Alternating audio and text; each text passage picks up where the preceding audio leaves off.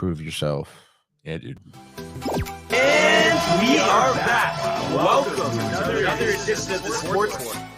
And we are back. We got the full crew in the house. That is what it's all about. The Yankees, out of any team in the league, are the best equipped to handle a blow like this. I think there is a higher power at play here. He's due law of averages. That dude is the ultimate scrub. It's trash. Yeah. Every person you have in there is fucking trash. Next game, you're going to see a big performance. You can see it in the end of the game, and I'm just totally stoked and excited for this.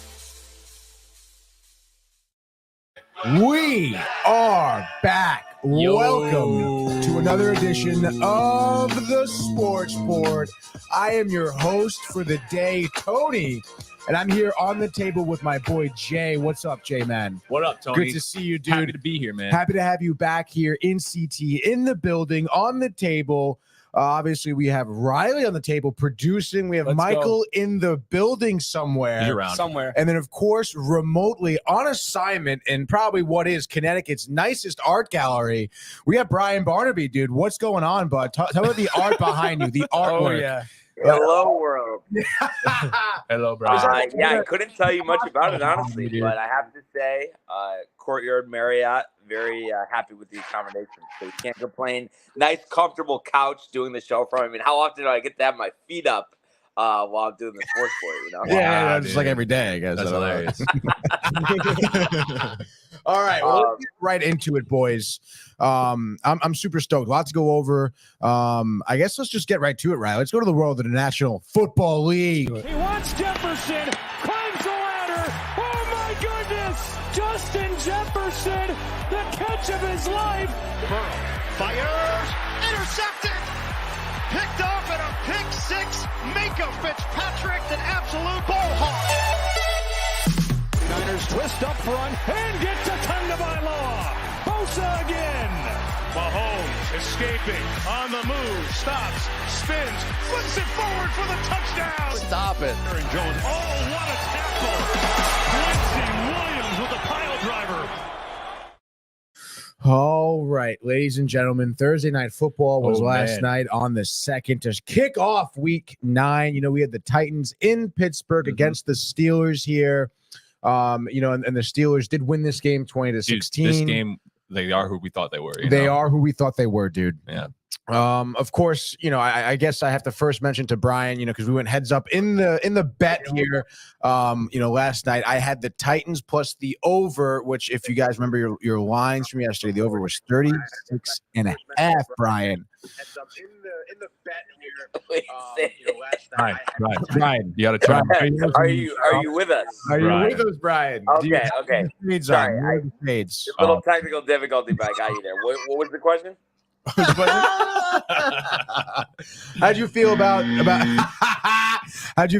the win last night for the Steelers? You got the under and you got the Steelers money line, dude. Under by a half point. Steelers covering 2.5. Yeah, I mean it's kind of the script we've seen from them all season. I mean, not a ton of offense, but enough defense to get by. And we talked about Pickett a little bit yesterday, Tony, and Chokery, the big Steelers fan that he is, really is frustrated with him. You understand it. I mean, sure, he'll make some decent throws at times and go on decent drives. I mean, last night, only 160 yards passing. But George Pickens, too, one of the kind of up-and-coming star receivers in this league, only had 2 receptions for -1 yard. Brutal. Targeted 5 times, too. Which was kind of crazy to see. But he has been developing some rapport with Deontay Johnson, who had 7 receptions for 90 yards in a score. And then the running game, I think that was the difference here. That is why the Steelers had struggled the last couple of games. Couldn't run the football. Last night, 166 yards on the ground and a touchdown. And defense stepping up late, forcing Levis to 17 incompletions, no touchdown passes. So, I mean, that's all you could ask for. But you just have to wonder, almost similar to the Jets, is this formula sustainable, down the stretch if they get in the playoffs? Because, they're fighting for the same thing as the Jets, a wild card berth in the AFC, where that's for sure most likely the 6th or 7th seed. Yeah, and I mean, again, looking at this game, we spoke about it obviously yesterday leading up. We knew that because of Pickett obviously playing, you got to give him some credit for gutting out like his abdominal injury, I guess, right? Yeah, like an oblique. Ribs, dude. So which is like one of those injuries where it hurts to move and breathe and let alone get tackled. Yeah, exactly. Yeah. So, I mean, you got to give it to him. And we talked about it yesterday. Again, we knew they'd have to kind of rely on other facets of their offense. Other than Pickett, because we know he's definitely not 100%. So I think, I don't know, at the end of the day, like, he was 19 of 30, 160 yards, the one throwing touchdown, no interceptions though. That's true. Listen, for him to keep it clean and to be able to rely on the rushing game, I mean, yeah, like if that can get you by now while you're kind of nursing yourself back to 100%, I mean, I think that's a huge dub, against the Titans. You understand the Titans, obviously, not like the best team here. But I mean, in the division here for the Steelers, I mean, any win is going to help them as they're trying to reach, like Brian said, the wild card spot. Yeah. But yeah, maybe you have like a newfound kind of facet of your offense with Warren and Najee Harris. I mean, like that 1-2 punch was really working very well for you. And honestly, like I was pretty impressed. Like, I mean, Pickett wasn't sacked the whole game. Yeah. Again, you're thinking a lot. As the Titans too, like, obviously you have to recognize Pickett's injured. Like they were probably like trying a gun for him extra, like tackle him and lean your weight a little extra on him. But they weren't able to get to him. So that was a huge help too, and why the Steelers were able to get the win here. Oh yeah, for sure. And I think Najee Harris really, I mean, like you said, he had a big part in that game, and he really kind of woke up this game. You could tell he was running with some purpose, I think in the past couple weeks, he looked really kind of slow. Yeah. But yeah, yesterday he woke up and he was really a big part of that win. Yeah. Including the defense. Like this is like what Brian was saying. It's like the Steelers and the Jets, very similar teams. They got a younger quarterback. Defense is pretty solid, like it's always been. And JJ Watt was just there were so many penalties in this game. Ridiculous. He was drawing penalties left and right from that right tackle. And they that guy got hurt. And then he was doing the same thing to the next right tackle. Fleecing them, dude. Actually, and it's crazy to see. I don't know if you guys saw that graphic that they showed. Like he's basically a little ahead of JJ Watt's career trajectory with sacks. So really? Coming into this league, he was picked at the end of the first round. Not a ton was the first thing was, oh, he's good, but he's not JJ. And I think he's shown that he'll probably go down as being a better player. Yeah. Yeah, and I mean, again, I think 2 seasons ago he led the league in tackles, and then last season he tore his pec. Like game 1 was out a bunch of weeks, and coming back from that, I mean, that's huge. And again, to the Steelers defense, I mean, holding the Titans to no points in the fourth quarter too, and I think like the Titans were 3 for 15 on third down conversions. Legends. Yeah, dude. So they were stopping them when they needed to. And again, I mean, this is a tight game. So if you can rely on some run game, you can rely on your defense. I mean, that's going to be a good recipe for some winning. I mean, yeah, maybe it's not the high, flashy, like long passes that Brian loves to see.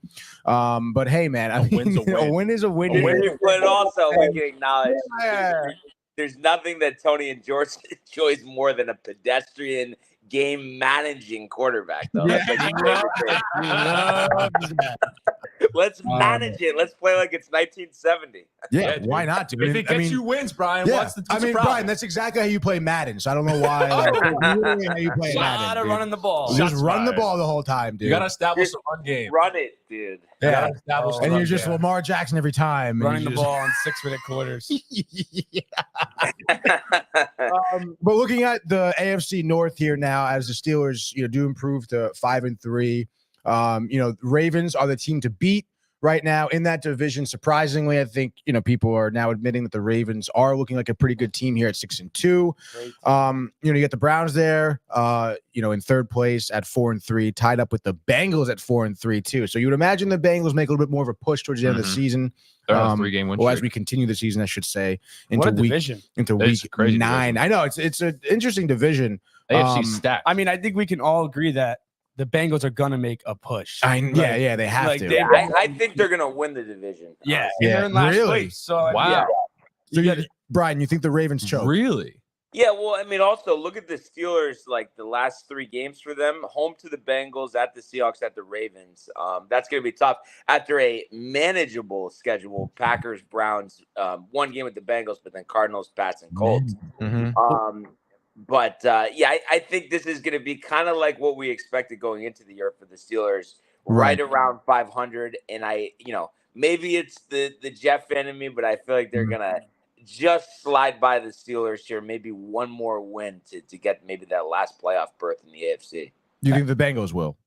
No, the Jets. You think? Yeah. Oh, okay. No. I don't know how we got on the Jets. Wait, because we're talking about the playoff picture, wild card, how the Steelers are going to finish. Yeah, he's talking about the Steelers. I was kind of talking about like the AFC North specifically. Well, that's what I mean. The AFC North. I mean, you think the Ravens are going to hang on? I mean, I know technically right now they're just 1.5. For the sake of the Jets, they have to. I think they will hang on. And again, like they play the Browns and the Bengals in 3 weeks. So this weekend they have the Seahawks at home. By the way, they're at home for all these next 3 games: Seahawks, Browns, and then Bengals.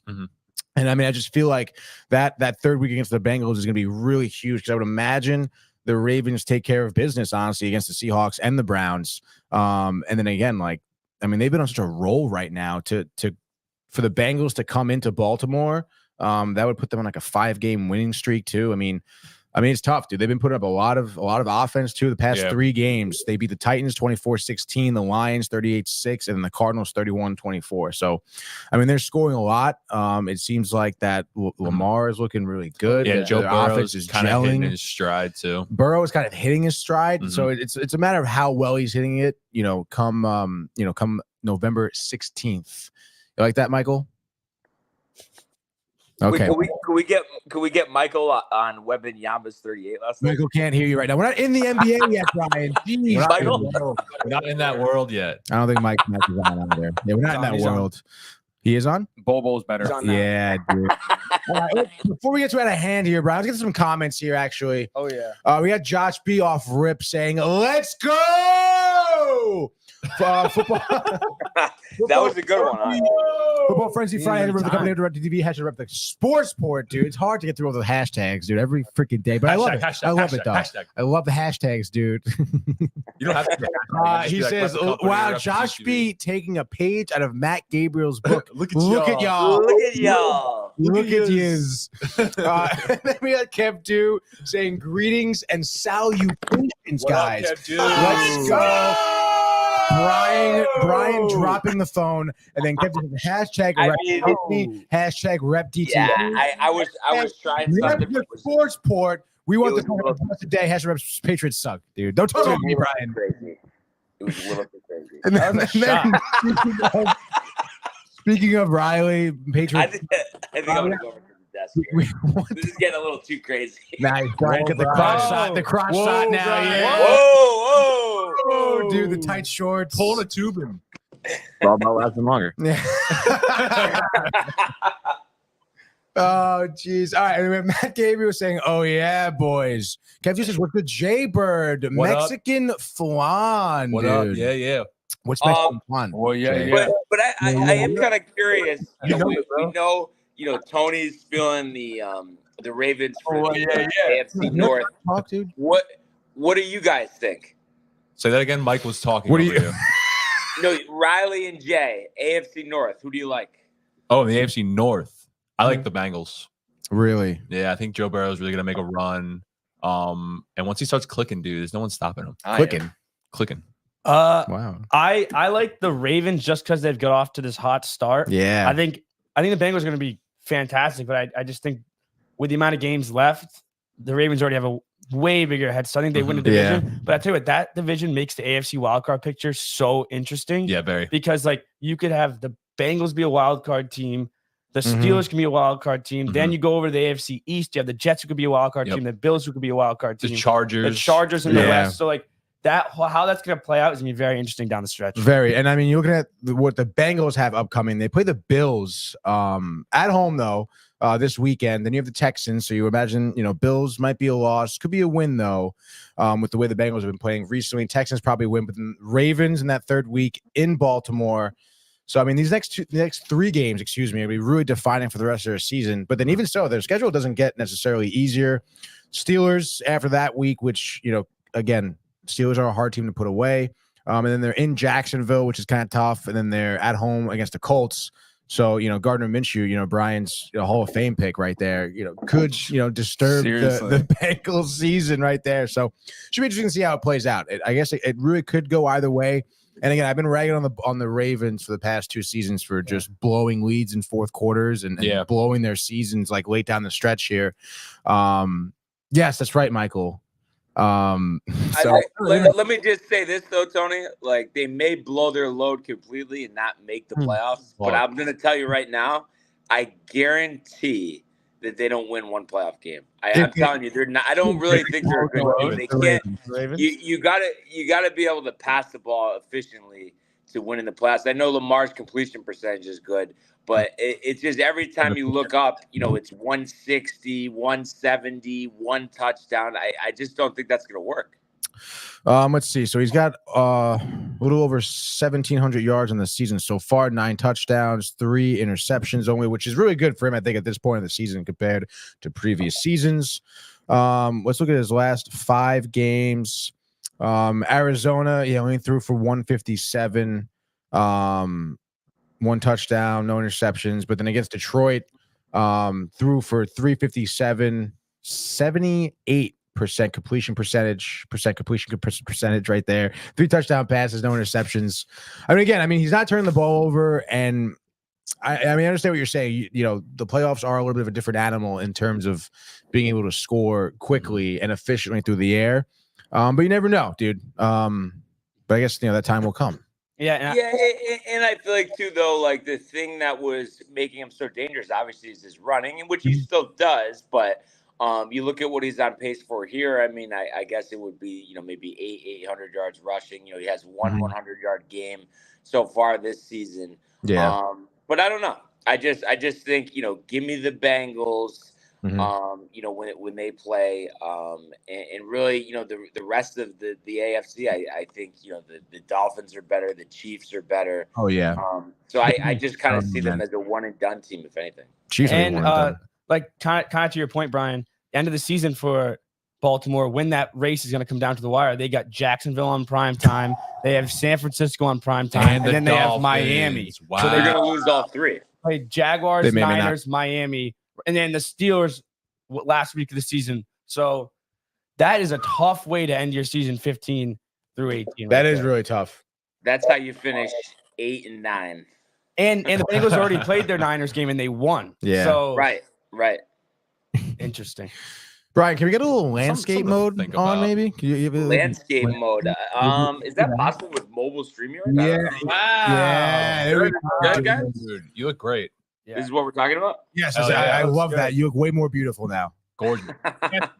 I figured any angle would be good for me.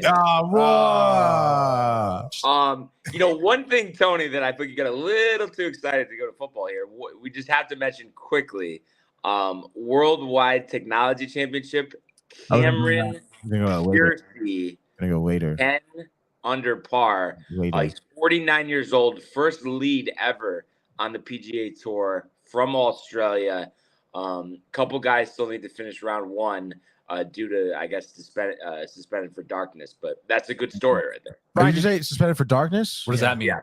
Is this what does that mean? Spiritual shit. Like the darkness? No, like they didn't finish the first round before it got dark. Like Bane golfing? Dark to golf. Got too dark. That's kind of crazy, dude. Yeah. Okay. Do you see the 17-year-old Brian playing?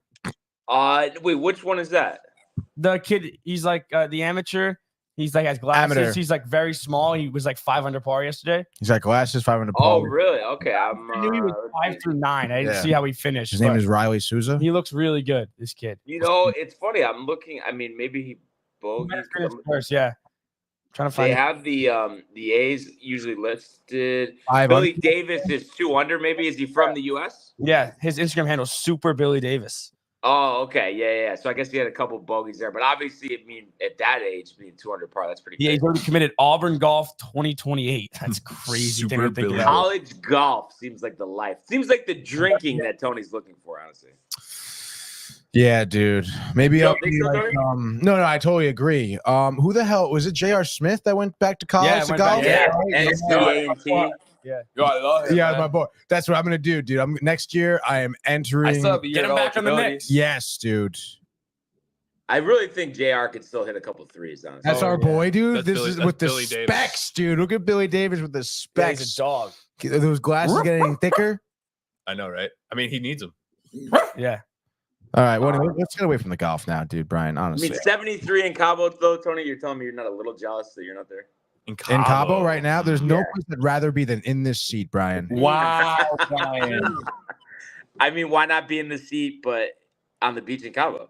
That'd be dope. Because it wouldn't be. It wouldn't be. I wouldn't be in this seat. I'd be in Cabo. I mean, it's the mic. It's not the seat, Tony. Come on. You do that. No. It's the seat. It's the weather here. It's the cool 39, baby. We got some comments here. Is this in the comments, dude? Rangers are Richard. Thank you, Richard. Yes, they are. Stoked to talk about it. Mike and I sat down probably the first time in years and watched the Rangers game. All three. Fucking sick, baby. Yeah, with the pizza. It was dope, dude. Cheering it on. Cheering it on, baby. Chewing it on. The bacon, the pizza, the Beverly's. The let's go. Jay's truck on the side street. Beverly's redemption. It was a redemption pie. It was the redemption pie. The redemption pie. Matthew Gabriel says, shout out, hashtag the company. Shout out to my guys. Hashtag DTV baby. Let's go. And then Matt Gabriel also says, love it. And then he says, Josh B, what up, my dude? Kev Do, what up, bro? Raiders suck ass. Huh? And then he goes, but you gotta be pumped about the rebuild. McDaniel's right up there with Gase as the worst head coaches. You guys hear the false news about how he got fired? McDaniel's? Yeah, like a trash can. No, what happened? What do you mean? I saw a tweet. It's I heard false. that. It's false that Josh McDaniels loves Halloween, dresses up as Mike. What's the owner's name? Mark Davis. Mark Davis. Dresses up as Mark Davis for Halloween. They order Chinese food. And Mike McDaniels goes to open up his fortune cookie, and it says, "You're fired, bud." That's awesome, dude. In the fortune cookie. You've been loving Chinese food, huh? This is fake though. I just saw it on Twitter. Oh, it was funny though. Nothing like some good Chinese food. I laughed. Nothing like some good Chinese food. Brian said hard. It. That's what we really overdue for the Sakura, Brian. And I'm a little disappointed in you, to be honest. Sakura. Yeah, dude. You're disappointed in me for what? It's all my fault. Yeah, it is. It is definitely your fault. It is. It is. It absolutely is. You're the Sakura guy. We need you to pull your weight for the Sakura. All right. Let's plan it for next week. All right. I was gonna mention though one thing about the Steelers too. I don't know if you guys saw this. Yeah, he's I think they've been outgained in their 8 games by 800 yards, and I think they're the first team ever to be 5-3 over those games. So basically, they're pointing at some regression coming. We'll see if that's the case. I mean, you just feel like with a Mike Tomlin coach team, I mean, they're only going to get better in the second half. It just depends how much they can score. I think the defense will get better for sure. Yeah, though. Sure. I mean, that's tough. But I mean, I don't know. I mean, they have beaten some good teams along those 8 games. So I mean, I understand maybe you're expecting some regression, but I don't know. I mean, I guess only time will tell. But it was definitely a big Thursday night win for them, and then they got the Packers coming up next week. So they win every game the same way. Yeah, they do. It's crazy. They do. That's what I just said. All right. But I think it's time now, Brian, for your favorite part of the week. We're in week 9, baby, of your NFL season. Can I get some music, please? Music in my headphones. I can't hear my snare. Can you give me a second? Oh, Yo, turn my me up in the headphones. Where's my snare? Yo, I don't hear my snare. knees weak, arms are heavy. Let's go, baby. Orders on the table, courtesy of your Jaybird. So let's go. Week 9, baby. Let's hear Jay's takes on these two. All right. Hell yeah, that was planned. Okay. Plainville, Norwich. All right, let's go, baby. We're going over the pond again Across today. the pond. We're starting Over the pond. over and grandmother's often. house we go. 9:30 a.m. We're going to Germany, baby. Yeah. We're going to Berlin. Nice. It's Tom Cruise in Valkyrie. We got your Kansas City Chiefs hosting the Dolphins in the Frankfurt Stadium. We're talking your Wiener Schnitzel, your fucking bratwurst, your sauerkraut, the big pint beers, Mahomes, Travis Kelce, the wives, the mothers, Taylor Swift, obviously Miami in the building, Brian. What do you think here? Kansas City -1.5, over under at 50.5, Brian. Well, first, Tony's, watching this game, the pint of beer, the kilt on, the sausage, maybe the pretzel beer cheese. It's later hosen, Brian. But this is a huge game coming from Germany here. But I just think really the thing that makes me go Chiefs here is just the fact of how bad they looked last week.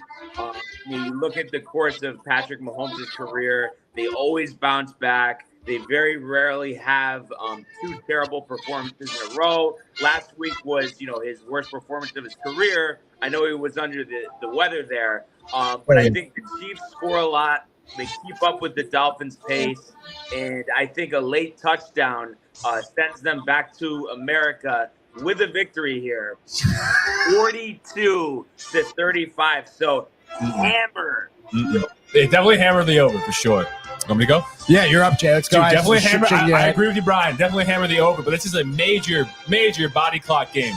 The Miami Dolphins showed up first, and I think, if I'm right, the team to show up first to England won both games. Yes. This is Germany, though. Yes. Farther away, Brian. Different country, Dan. Different country. I'm thinking Dolphins coming up big, bro. They're going to say 9 to the what? Bro. 9?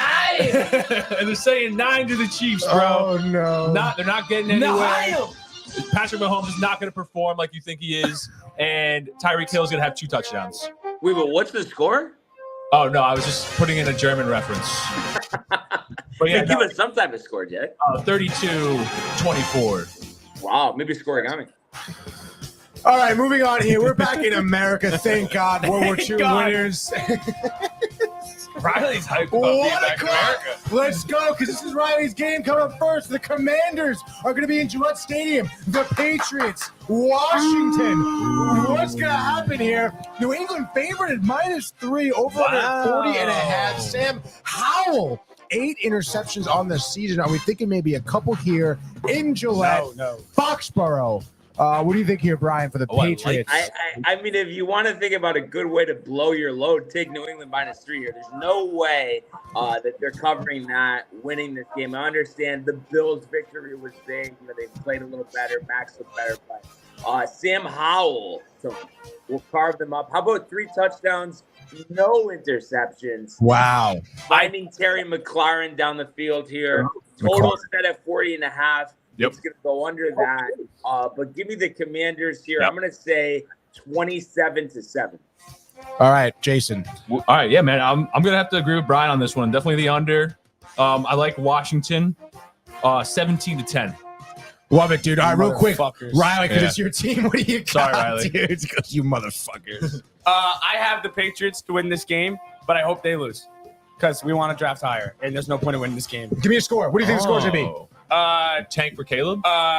28-24 Patriots. Wow. Jamal Ball. Jim Harbaugh. Jim Harbaugh. Mac Jones. Mac Jones, Harbaugh. 2 touchdowns, 3 interceptions. 2 interceptions. 3 touchdowns. Let's go next game now. It's still 1 o'clock CBS now. No, never mind. We're on FOX, NFL, FOX. What is up? We're in Atlanta. Mercedes-Benz Stadium, dude. Overrated. In Atlanta, Georgia. Mercedes or the stadium? Doesn't matter, dude. Mercedes, stupid German idiots. The Falcons are hosting the Vikings here. Obviously, we know Vikings. Obviously Kirk Cousins. No Kirk Cousins here. Just Josh Jacobs get the start.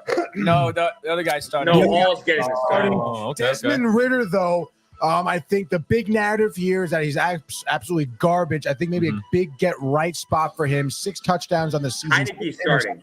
He's out. Oh, what? Heineke's starting? Oh, dude, this is Bijan. Come on, Tony. Heineke sucks, dude. Vikings for the win here. Atlanta -3.5. What do you think, Brian?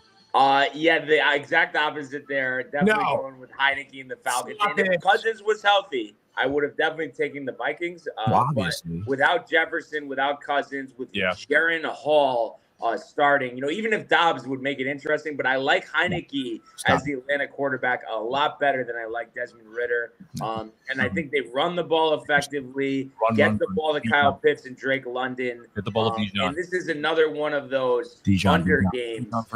Give me the Falcons here 20-3. Yeah.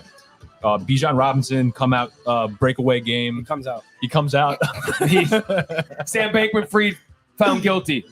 Oh, wow. But then he's not going to do any time. But yeah, Bijan Robinson, Michael's 2 gonna do his time for him. touchdowns. And yeah, Barnes under. riled Give me about the that. under on that one. It's 115 going to be 17-7. All right, love, let's keep it straight along here on this Friday football frenzy, Week 9 NFL. Let's go. We're going to Cleveland, baby, the shittiest city in the world. Hell yeah. The Browns are hosting the Cardinals, Riley. Cardinals have yet to win a game here on the road. Browns, excuse me. The Cleveland Bryans, 3-1 at home, dude. Cleveland is at -8 right here. Over-unders at 37.5. We know about the Browns situation at quarterback. It's kind of hairy, obviously, with Watson. What the hell's going on? Is he healthy? Going on there? He was healthy last week, didn't play, though. Healthy this week. Is he playing? He's missing The defense is good, though, and the Cardinals suck. What do you think, Brian? U.S. sends another $425 million to Ukraine. Shut up. I'm a little confused. I mean, I guess I saw you got a limited practice in yesterday, but it seemed like he's not going to play. But honestly, what's the deal with that? In this matchup, the Cardinals trading away Dobbs, their starting quarterback, going with Clayton Tune at quarterback. So this is the same thing as the Vikings game where I don't see them generating any offense. Cleveland's defense is going to win in this game, whether it's Watson, whether it's Walker. I think they pitched the shutout here, and we're going to say 17-0 Browns in the week of unders. I love it, dude. I love it, Brian. Love it, Brian. Yeah, it does definitely look like the Cardinals are tanking. Yeah. They're like getting rid of all the good players. So yeah, give me Cleveland here, 27-3. Can't wait for the announcers to say, sing you a tune, dude. It's going to be great. All right, moving on. Still in the 1 o'clock time slot here. We are in Lambeau, a place where Brian will be in just a few weeks, dude. 1 month from today. 1 month from today. Wow. All right, cool. So Packers may not even be a team by then, dude, because they're 2-5. Jordan Love, if not feeling the love from his GM over there in Green Bay, the Rams here.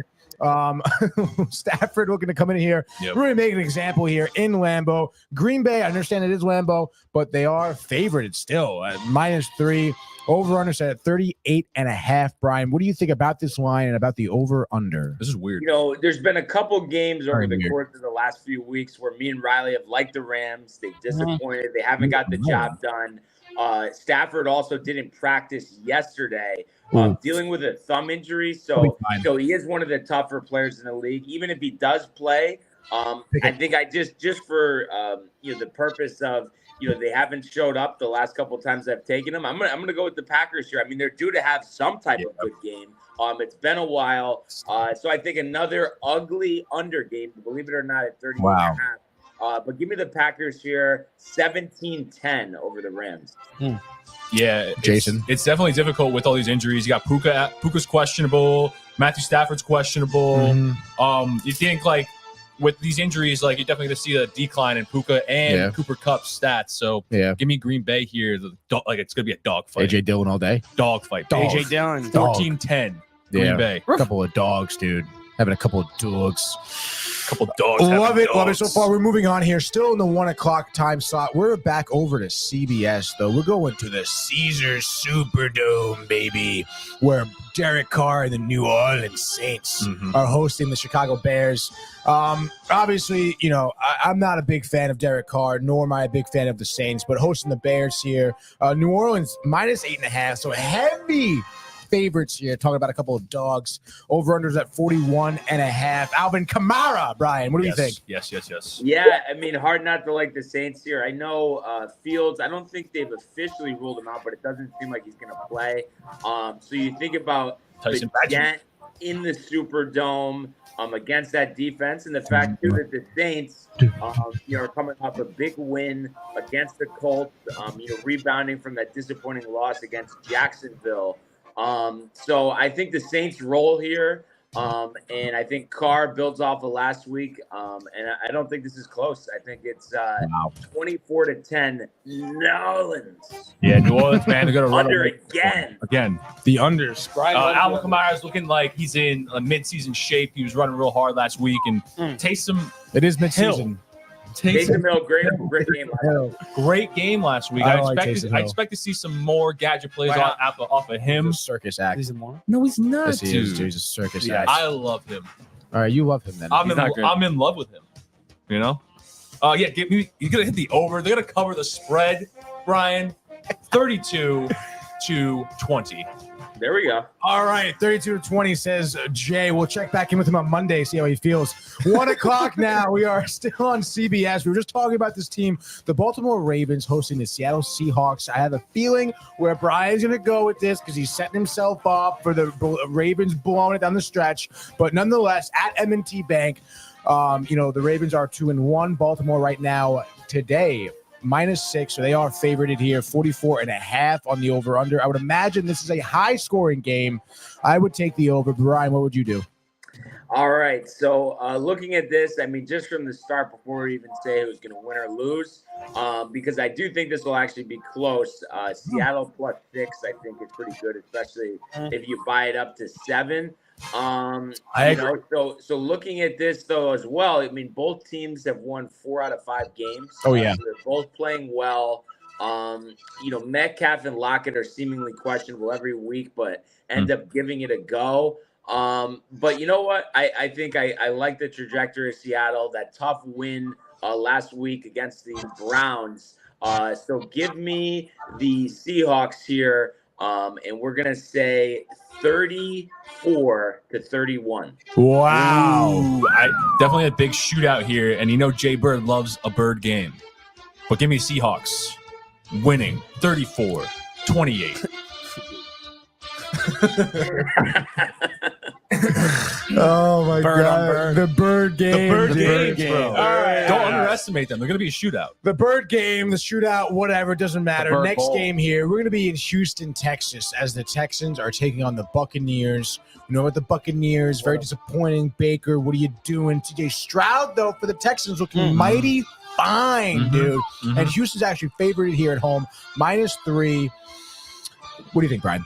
I like it. Bucs have been disappointing. Losers of 4 out of 5, but played Buffalo close, played Atlanta to the buzzer, got dominated by Detroit, and then had beaten the Saints the week before. I think they're kind of due, and it's not to say that the Texans aren't up and coming, but I think we're due to see the Bucs protect Baker Mayfield, get some running going with Rachaad White. We saw when he gets the ball in space in that Bills game, he can be explosive, and then get the ball to Evans and Godwin. I think they can do it. I think it's going to be tight. Yeah.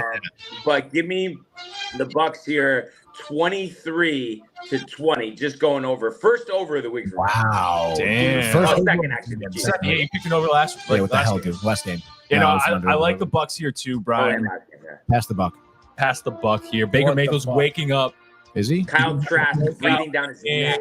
Mike Evans, 2 touchdowns. Give me the Buccaneers 24-17. All right, baby. Next game up here.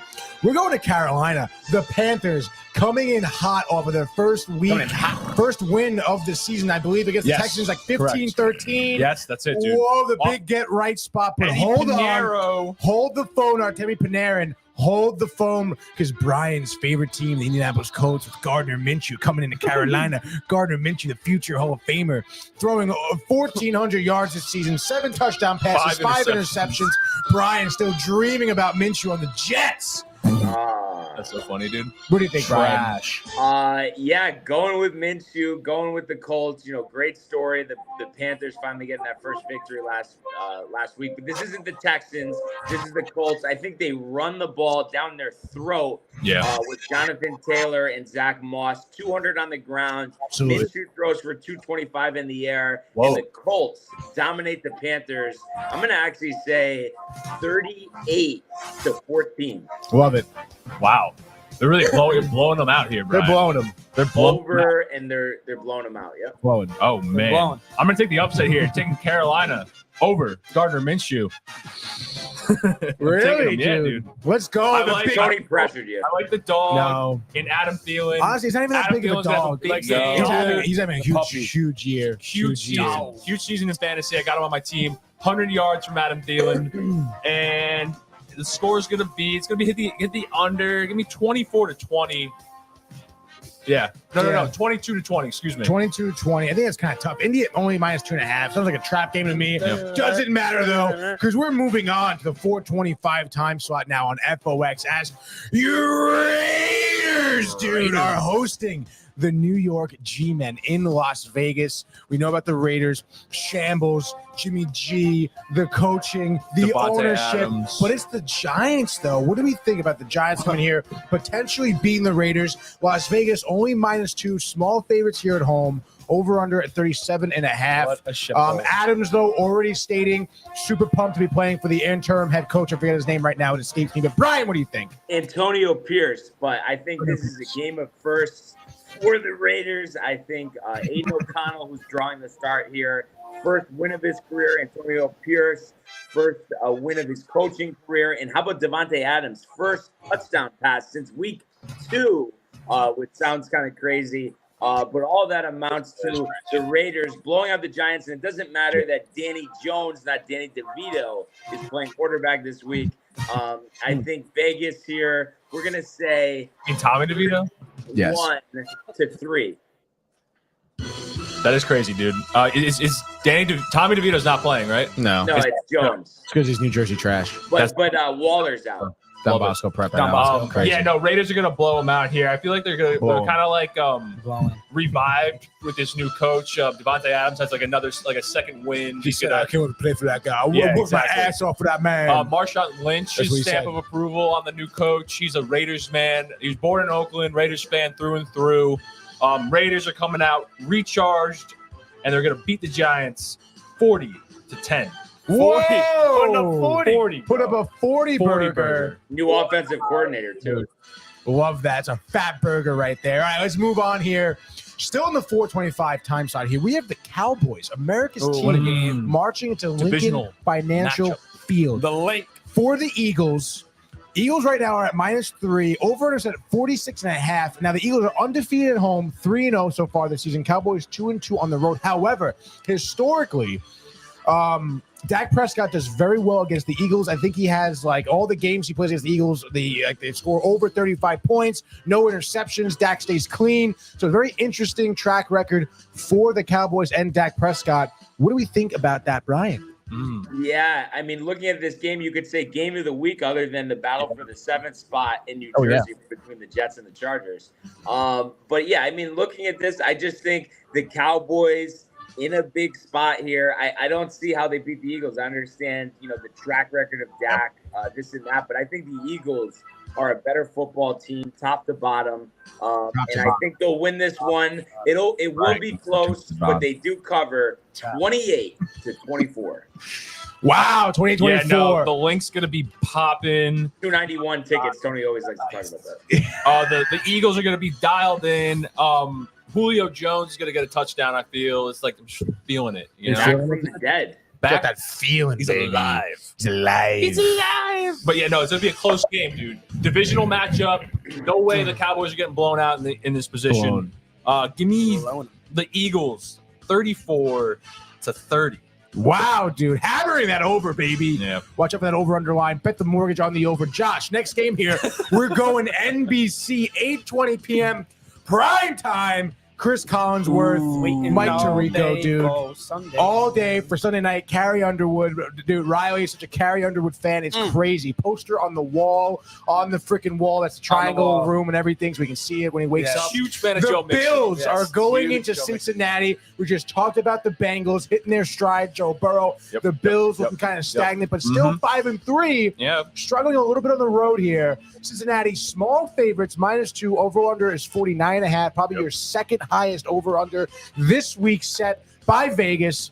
What do you think about the Bengals here at home, Brian?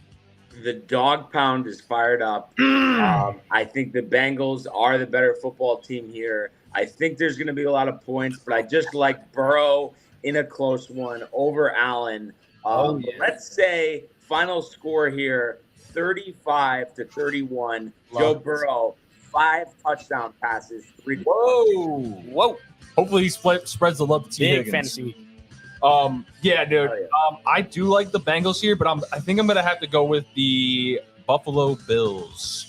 This is a get-right game, dude. They gotta freaking bounce back. Damar Hamlin. Yeah, it's a Damar Hamlin game. They're gonna be all scared of T. Higgins. Revenge they're not gonna want game. Buffalo's beating the Cincinnati Bengals. They're gonna keep it underneath the points total, I feel, and it's gonna be 28-20. Buffalo Bills. Good way to cap off the Sunday slate. Oh yeah, beautiful way. It's gonna be a great game. What a way to cap off, my morning too. Just got confirmation from Marianne. Cheesecake banging, she says. You make a banging cheesecake. She put blueberries on it. That's totally fine. That's her. Wait, you made cheesecake for that? I made cheesecake 2 nights ago for Manny and Marianne as a thank you for letting me stay there and everything. But you didn't make cheesecake for anybody else. No, well, I've never eaten your cheesecake. Well, that's your problem, dude. Yeah. A couple of times we're in the apartment. There's a container of cheesecake. Harrison's had some. Is this like your signature thing? You didn't make it though. What? No, yeah, I make it. Well, I made make it with my mother at home and then I bring it combo. in. Oh. But this is the first time ever that I've made solo dolo by myself. New oven too. The ovens, everyone's oven is different, which is kind of ridiculous too. It's so fucking ridiculous. So it's because, and then like the baking time for the cheesecake is really crazy because you put it in the oven 45 minutes at 350, then you jack it up to 450 for 7 minutes. Oh, to get the crust. Then you turn the oven off with the door open, leave it for 10 minutes, and then you shut the door, leave it in the oven off for an hour and a half. Wait. You leave the door to the oven open? Yeah. So like that does seem kind of dangerous. After 450 for 7 minutes, you open the door of the oven, turn the oven off so it drops down the temperature just for about 10 minutes. And it's about 10 minutes, about 7 minutes. Okay. You gotta keep your fucking eyes on it. Doesn't burn the crust. And then you just keep it in there for an hour and a half. Wow. Better than Cheesecake Factory. What? Stop. You're embarrassing. And honestly, dude, we lost Brian for a hot second. Okay, he'll be back. No, I'm here. Is it the maid knocking on the door again? No, I was getting the company picks. Oh, you getting the company picks? That Kev sent over to me. So you had to let that go girl. to the comments, Riley. Let that girl. We got mad comments. Riley, just rattle off some comments. Riley, let's go, Riley. Derek Ho. Ready? Wait, Derek Ho. Derek Ho. Derek Ho. Derek Ho. He just says hi there. Hi, Derek Ho. Hi, Derek. We got, and then Matt Gabriel, J-Mon. Whoa. No, it's more like J-Mon. J-Mon. Look at you, beautiful bastard. Tony, I sipped my coffee when you did. Cheers. Yeah. Telepathy. Telepathy. You're sounding like me, Riley. Bro, 1600 SAT. Bro. Let's not get into it's okay. All state. Let's not get into SAT, please. Hey, Bonds. Matt Gabriel was going off. Where are you, Bonds? Norwich, Connecticut, Matthew. I love hearing Riley. Mr. Kamara. Tony, I love your head, Bob. Tony? My head, Bob? You love his head? Bobbing my head a little bit? Riley, look at you. Look at you. Look at you. Bobbing and weaving and producing. Oh, yeah. Tony, actually, I don't know how to say your last Mrs. Materiello. Yeah. I used to call him Professor Tony. That's what they say, man. Yeah. It should win awards. Oh, the cheesecake. It should. Can I try it some? Should. It's crazy how delicious it is. Yeah, I'll make another one. I'll make another one, guys. Did you say no, Mike? Dude. Yeah. No, don't listen to Mike, dude. Wow. I'll make another one. Why is it no? Next time I go to Stop and Shop. Shop. Be worthy. I am worthy. I think he's doing a great job. Yeah, I would say right now he's worthy. 1 week of goodness? Bro, come on. Oh, my God. Wow. Ignore the hate. No, it is ridiculous. Fuck out of here. It's funny because Mike can't hear the bites. What do you say? Fuck out of here. Theo Phil. Yeah. Theo Phil. Bless you, Brian. Bless you. I thought that was a soundbite for a second. I was like, wow. Yeah, right? Yeah. No, but I wanted to say, the company did send in their picks. What do we got here? We talked about last week. They're 13-8. We're 10-8-3. And they go with, of course, all favorites here.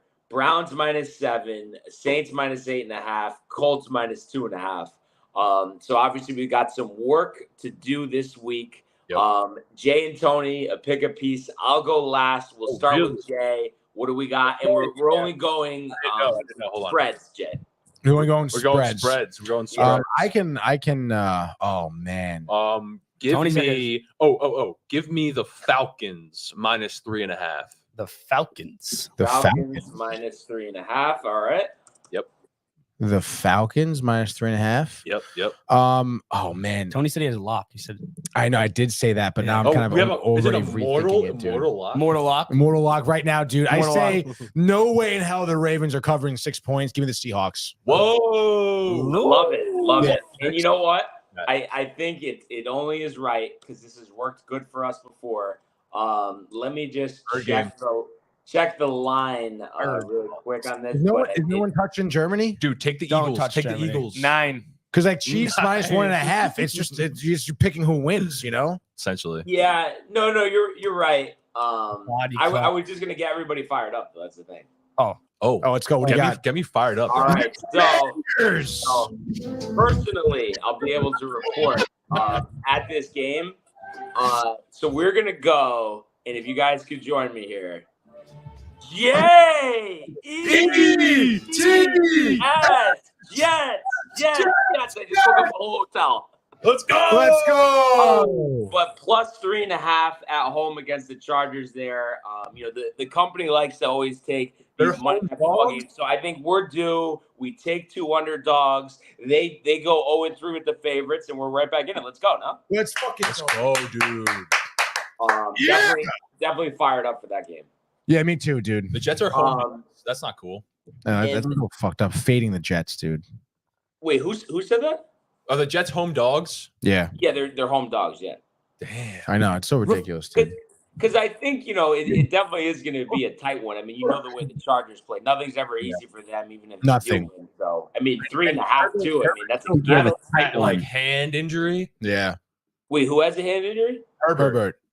Oh, yeah. I mean, he guts through it, but I think it's probably affecting him a little bit. It's his non-throwing hand, though, isn't it? Yeah, it's his left hand. Yeah, left hand. Yeah. But just like I feel like he can snap. Ball, like I think it's a whole different ball game. It's actually it's gonna be popping. Yeah, it's actually really funny. Last week they were showing like obviously focusing on his hand a lot, and they put like the tightest shot of him under center. Oh man! And as you see his hand and just his finger that's broken is like really up in the center.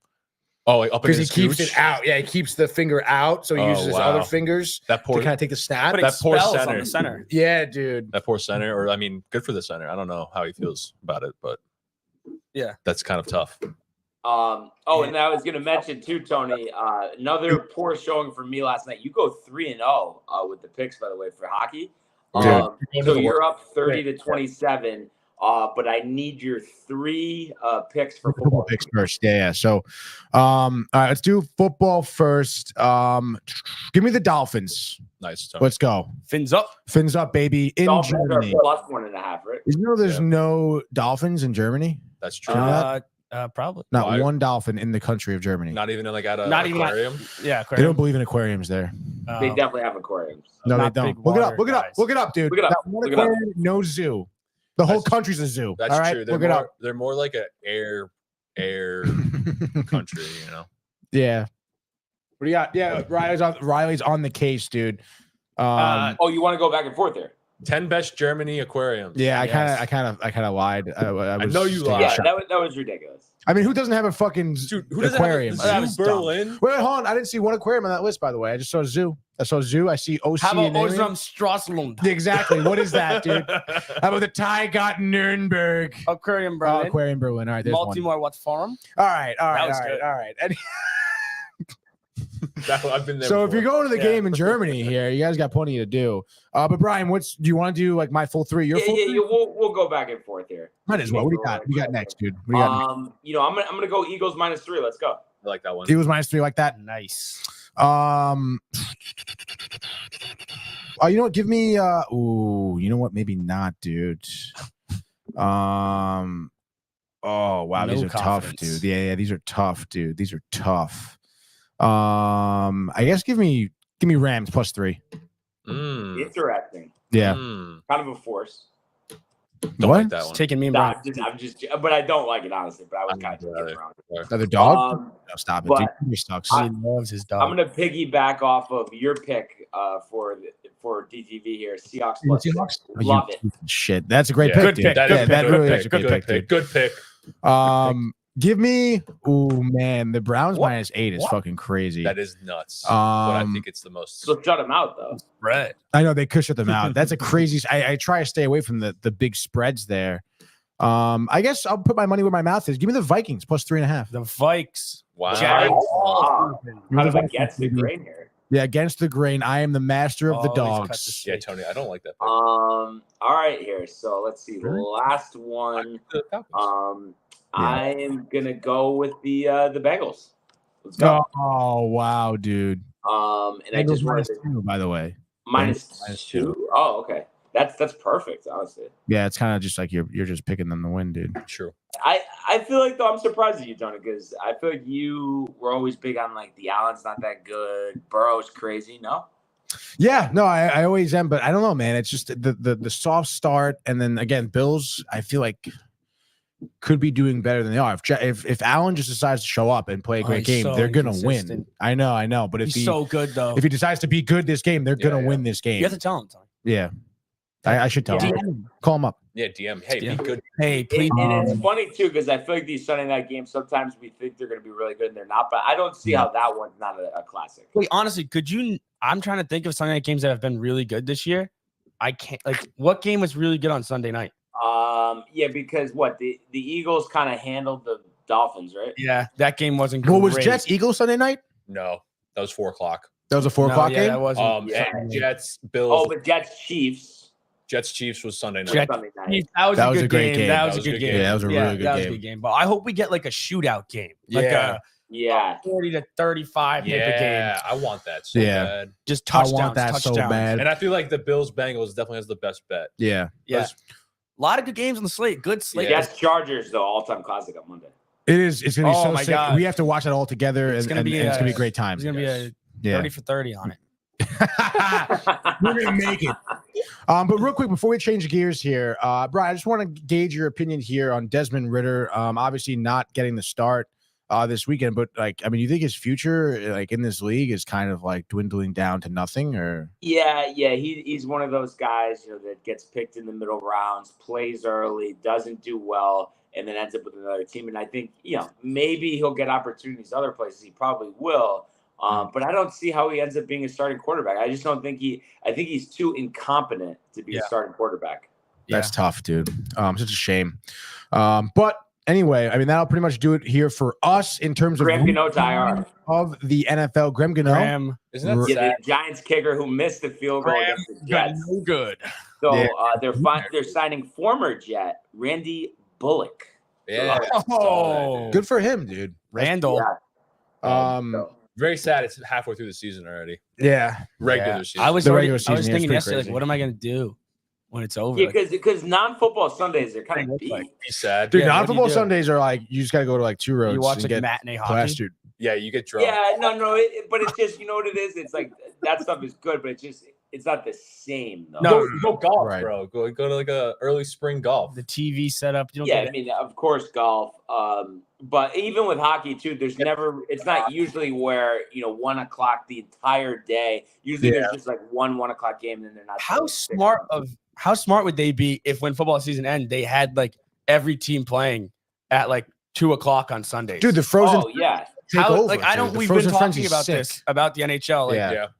I just came up why don't they do that? That would be They should. insane. I would love that to happen, dude. I think we should set up a conference call with Gary Bettman, honestly. We should. Yeah. We should. I think we should. Right after we talk to Josh Allen. Yeah, Yes. they gotta do a Yes. better job at advertising. Oh my NHL. God, they're so bad. They really do. Honestly, I don't know why ESPN's sitting on a freaking gold mine. Yeah.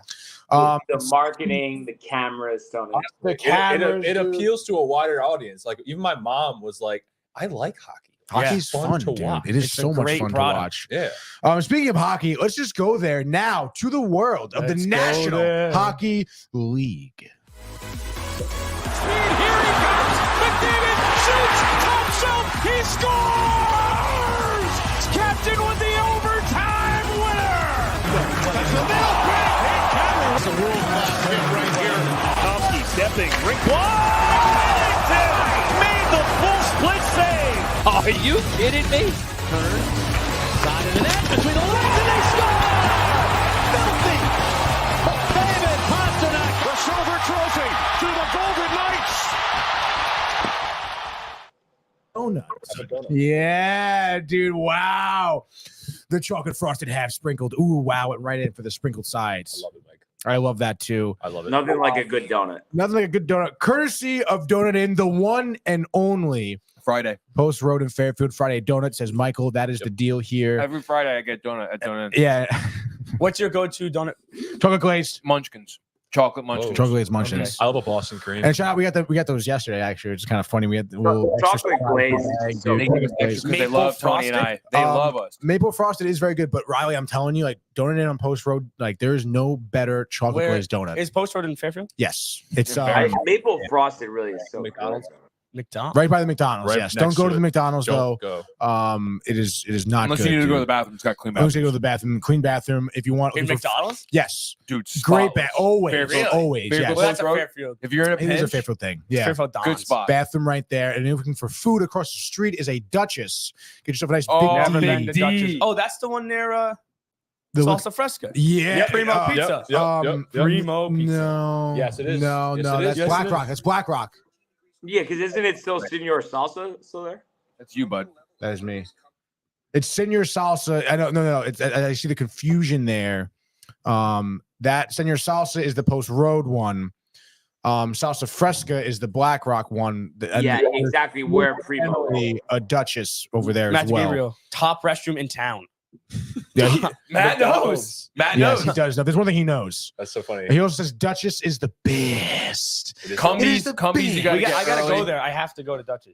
I'll go after this right now. Let's go. Can't do Wait, it. what do you think about Matthew Ryan's question? Shove it. What does Matt Ryan say? Hey, Hey Tony, how many fumbles will Zach have? Zero on Monday night, dude. So Matthew Ryan, I can't wait to see you Tuesday morning. Matt Ryan's probably saying like 5. Tuesday morning when they beat the Jets beat the Chargers, dude.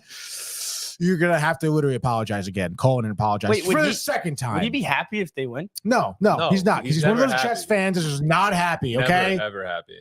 He just never can be satisfied with game managing quarterbacks. And you know what? It doesn't matter right now because we're talking about hockey. Okay.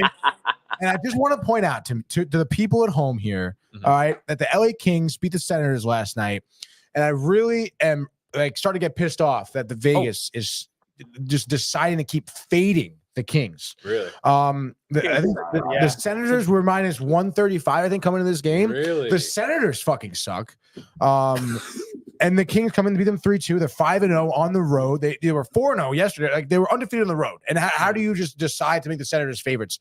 And I'm really pissed off because I was talking about making a bet on it. And we should have just bet $1 million on it. Like literally could have made so much money, dude.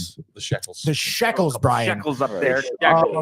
And then, Brian, you said it too, alluded to it, that I went 3-0 in the hockey picks. My other two picks, Bruins won in a shootout against the Maple Leafs. What a freaking game. Charlie Coyle, with the shootout goal there to secure the win, making it 3-2. Nice. And I think Did you pick the Canucks, dude? I believe, no, I picked the Canucks. No, did I pick the Canucks? I remember you saying yesterday, like That team is hot. The Canucks it's are very a hot. team's gonna like beat some other team by Yeah. like 8-0 or like 8-2 or whatever. They won 10-1. They won but, 10-1. Did I pick them? No, I picked the Rangers. I picked the Rangers to win, who won 2-1. And before we get into the Rangers games, Brian, who'd you pick? You picked, I know, the Tampa Bay Lightning to beat the Blue Jackets. Yeah, I went 0-3. Wild, Oilers, Lightning, and you went Rangers, Kings, Bruins. Oh, the Oilers, They're dude. so crazy. Imagine being a Sharks fan. Imagine being a Sharks fan. I know, dude. Carlson, Patrick Marleau. 9-1. They lost 10-1. Unbelievable. The Blackhawks last year, but I don't think they're getting kind of Yeah, I don't No, think so and the draft either. class is bad. Too. By the way, McDavid, 5 shots on goal, -1 on the ice, no assists, no goals. Draisaitl nowhere to be found. Skinner, 23 saves and 27 shot attempts. Not great there for the Oilers, but nonetheless, dude, throwing stride doesn't matter. We prevail. The Rangers with a huge win, winning their 5th in a row here. It's 6 in a row or no? Excuse me. Yes, it is 6 in a row. Yeah. I mean, 5 obviously on the road here. But I watched this game from top to bottom, Brian. At Colony? No, actually, with the plans got kerfuffled, and Mike and I just ended up watching it here at the studio with a Beverly's pie, bacon. Stream East, yes, great job there. Great video quality, the cameras. Dude, literally great quality, and obviously, it's the MSG broadcast too, so you get Rosen on the call, which is phenomenal. And of course, the well done bacon pie from Beverly's was just so well done, dude. So it was well done. It could have been a little bit more well done, honestly. I think they're kind of losing their touch a little bit in that. I think you guys like the pizza like black, Tony.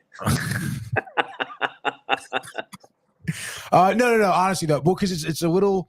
There's a very fine line with that pie because you throw bacon on it, which is a very oily meat, and then on top of that, you have cheese gets oily when you bake it. So you got to well done it so it's crispy bacon, not too oily. And honestly, literally a minute under well done, it's going to be too oily, dude. So it's fine line, dude. It's an art, really. But anyway, let's go over here. The Rangers, Hurricanes. Not a lot of scoring as the Rangers won 2-1 here. Yep. Again, first period, we saw 2 goals and then nothing until the third. So scoring started off hot and heavy. Not really. But about 3 minutes into the Rangers here, we had a Chris Kreider power play goal. And honestly, this was just a fucking ridiculous. Again, I've been speaking about the Rangers' ability to score anywhere on the ice. Coming to this game, Chris Kreider has had 4 power play goals. I believe that was his 5th power play goal, 7th on the year. He leads the league in power play goals right now. Really? Which again, we talked about, his dominance in front of the net, specifically on the power play. It's the bread and butter. But again, this play, it wasn't your typical gain the offensive zone, set up, move the puck, find the body in front of the net, dirty goal. It was kind of a broken play, and just Panarin ends up with the puck in the corner.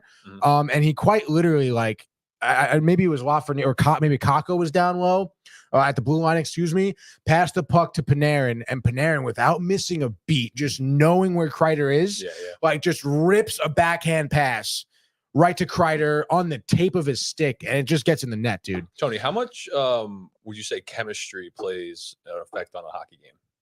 It's everything between players. It is everything. Is that like a coach? Is that like coaching? It is.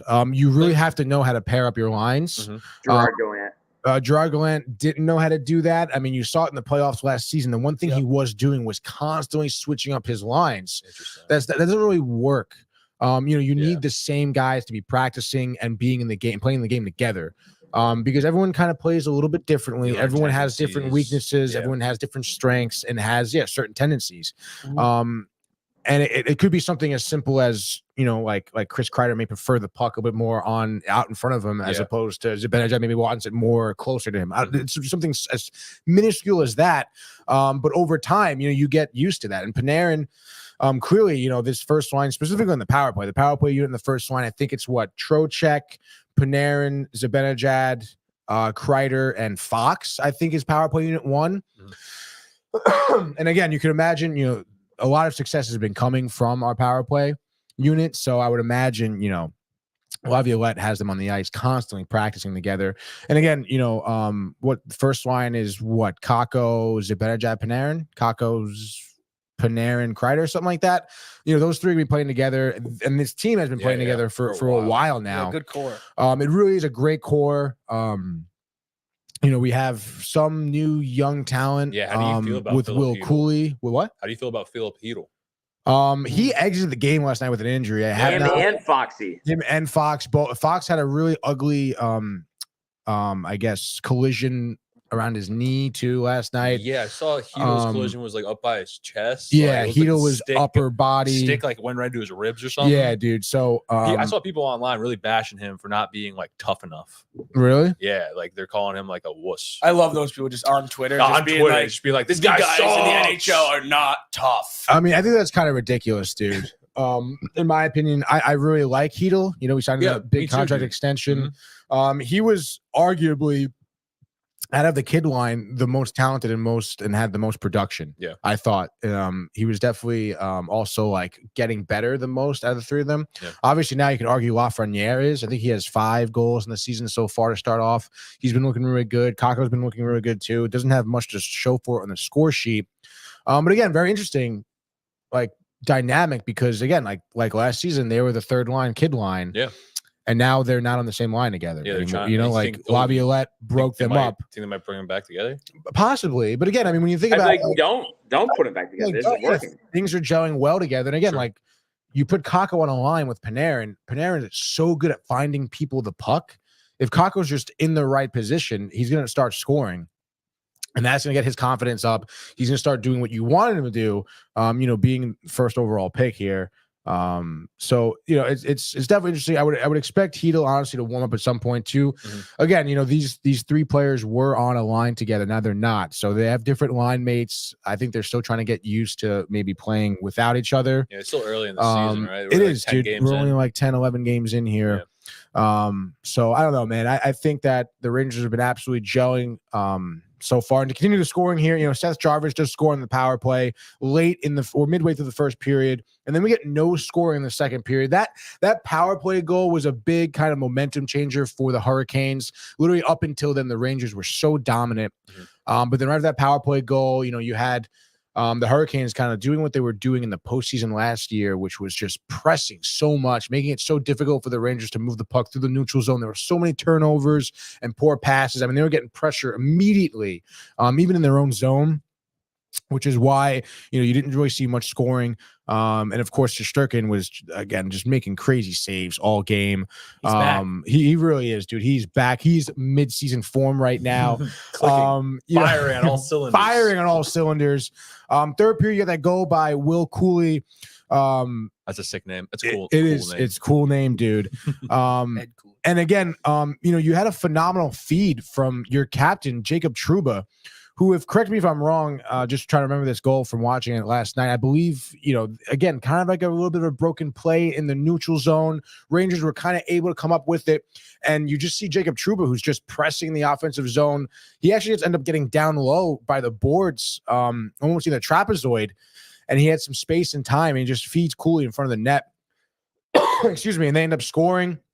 That was kind of your deciding game-winning goal there, as the Rangers were able to hold off the Hurricanes to not scoring the rest of the game. And now, again, looking at this game, I know it's maybe not as high scoring as you would want, but in reality, you look at just some team stats here. 26 shots on goal to Carolina Hurricanes 27, 14 hits to Hurricanes 10. You won more faceoffs, 32 faceoffs won, as opposed to Hurricanes minutes. 30. And actually, Vincent Trocheck, I think, had a big faceoff win to lead to that Will Cooley goal late in the game. Again, Laviolette deciding to take, instead of Zibanejad, I think, taking the faceoff, Trocheck did. Great call by Laviolette. Trocheck, big fan of him. Brian knows that. Power Rangers. New York Rangers on the Power Rangers. If Michael was here, he'd be laughing, but he's not here. It's okay. 1 for 5 on the power play with the Rangers last night. So a little underwhelming, but again, I mean, Carolina has phenomenal defense. They have great offense, great goaltending. Frederick Anderson too was a big reason why the Hurricanes were in this game to begin with. He was making some crazy saves. But, Rangers have to find another way. Again, they see this team in the playoffs. You get 5 power play opportunities. You got to be at least 2 for 5 on the power. At least 2 for 5. But they did a good job of not giving up many penalties to the Hurricanes. The Hurricanes only had 2 power play opportunities. The block shots were off the freaking chain for the Rangers too. 20 block shots. You saw Schneider, Goudreau, Trouba, Keandre Miller, literally everyone was blocking shots yesterday. Late in the third period, too, the Hurricanes were pressing. Of course, Cooley scores that goal in the third period, and then all of a sudden, the Hurricanes just turn on the Jets, and it's like they're like in the offensive zone for like 5 minutes, great shifts, a lot of pressure, and you're like, Jesus, they just scored, just got the lead, and the Hurricanes are going to be able to tie it up here. But between Shesterkin, between the block shots, they did a great job at holding on. And again, I mean, the Hurricanes, they are one of the best teams in the league right now. And they do a very good job, as what I was saying, as making it tough for teams to get through the neutral zone. And the Rangers were able to adjust. They found the open man. They were making longer passes. They were making those one-touch passes, too, where it's just like literally like the guy just pushes it along the ice, moves it a lot quicker. And then all of a sudden, you have bodies down ice, forechecking, and then you're set up in the offensive zone. And Carolina, they're looking around like, holy shit, like they're moving the puck quick. We can't keep up. And that was sustainable pressure that the Rangers had in the third period, and were able to find the back of the net because of that. I mean, I think it's a beautiful thing. I think if this team meets in the playoffs in a 7-game series, I mean, it's gonna be a big back and forth. But right now, if I'm the Rangers, I have a lot more confidence in facing this team. Mm-hmm. Well said. Yeah, no, definitely making a statement. I was looking up the injuries. It looks like there's no clarity on that, but from what you could tell by watching the game, I mean, do you think that it's going to be somewhat long term, where maybe not months, but we're talking weeks here, or for Hedel? For both of them, Fox and Hedel. I mean, Fox is tough, dude. It was a knee-on-knee collision. And I think he tried to play a little bit, but then ended up, leaving the game.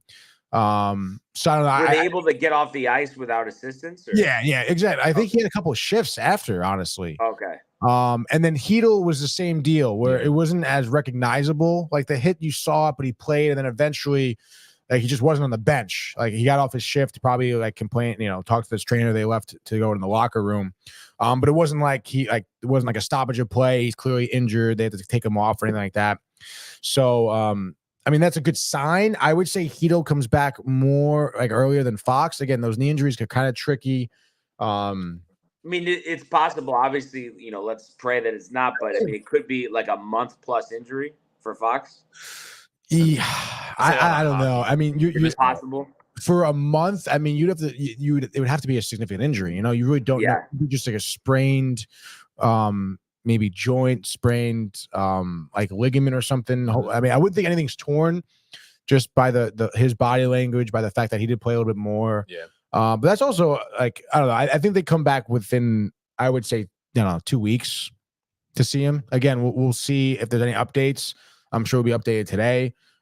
Certainly know what's going on more so after the weekend as well. But yeah, dude. And then also, I mean, that's, I didn't really bring that up when breaking down the game, but that was like in the second period, like halfway through the game. You lost your best player, one of your best players, arguably your best defenseman, and then you lost Hedel too. So it's like you were down 2 men, and you were still like, still did a great job, and you won this game.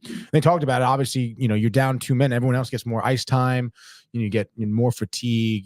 It's just something else to navigate. 2 injuries. It's pretty tough, especially those 2 players. I mean, Adam Fox is, he's one of those players that can make a difference in a game. So, again, you face him again down the stretch of the season where you're totally healthy and you have Fox and Hedel. I mean, it's even a better chance of you guys winning. Yeah, and obviously too, it's great that they've got off to the start. So if they do have to miss some time, they have a little bit of cushion. But I think they are deep, so they should be able to compete. So for the picks, I was just looking. There's only 2 games tonight, so I'm thinking we go 1 each from tonight, and then 2 each from tomorrow. There's a ton of games tomorrow, including our Rangers in Minnesota. But I'll start with you here, Tony, being that you've been dominating of recent. What are you doing here? Are you going with Michael's Devils? I think I will be taking Michael's Devils here. They're playing 8 o'clock tonight on ESPN Plus. The game will be Devils on the road in St. Louis, Enterprise Center. They're not heavy dogs here, only minus 160, which is pretty interesting. Because I think the Devils absolutely dominate the Blues here. The Blues have kind of burned me on a few picks earlier in the season, and the Devils here undefeated on the road so far, 3-0. They're 6-2-1 in the season. I think between Jack Hughes and Dawson Mercer. I mean, obviously we know well about their talent. I think they can absolutely dismantle the Blues. I think they can win this game like 5-2, 6-2. Yeah. I mean, I think. Definitely a solid pick there. Yeah.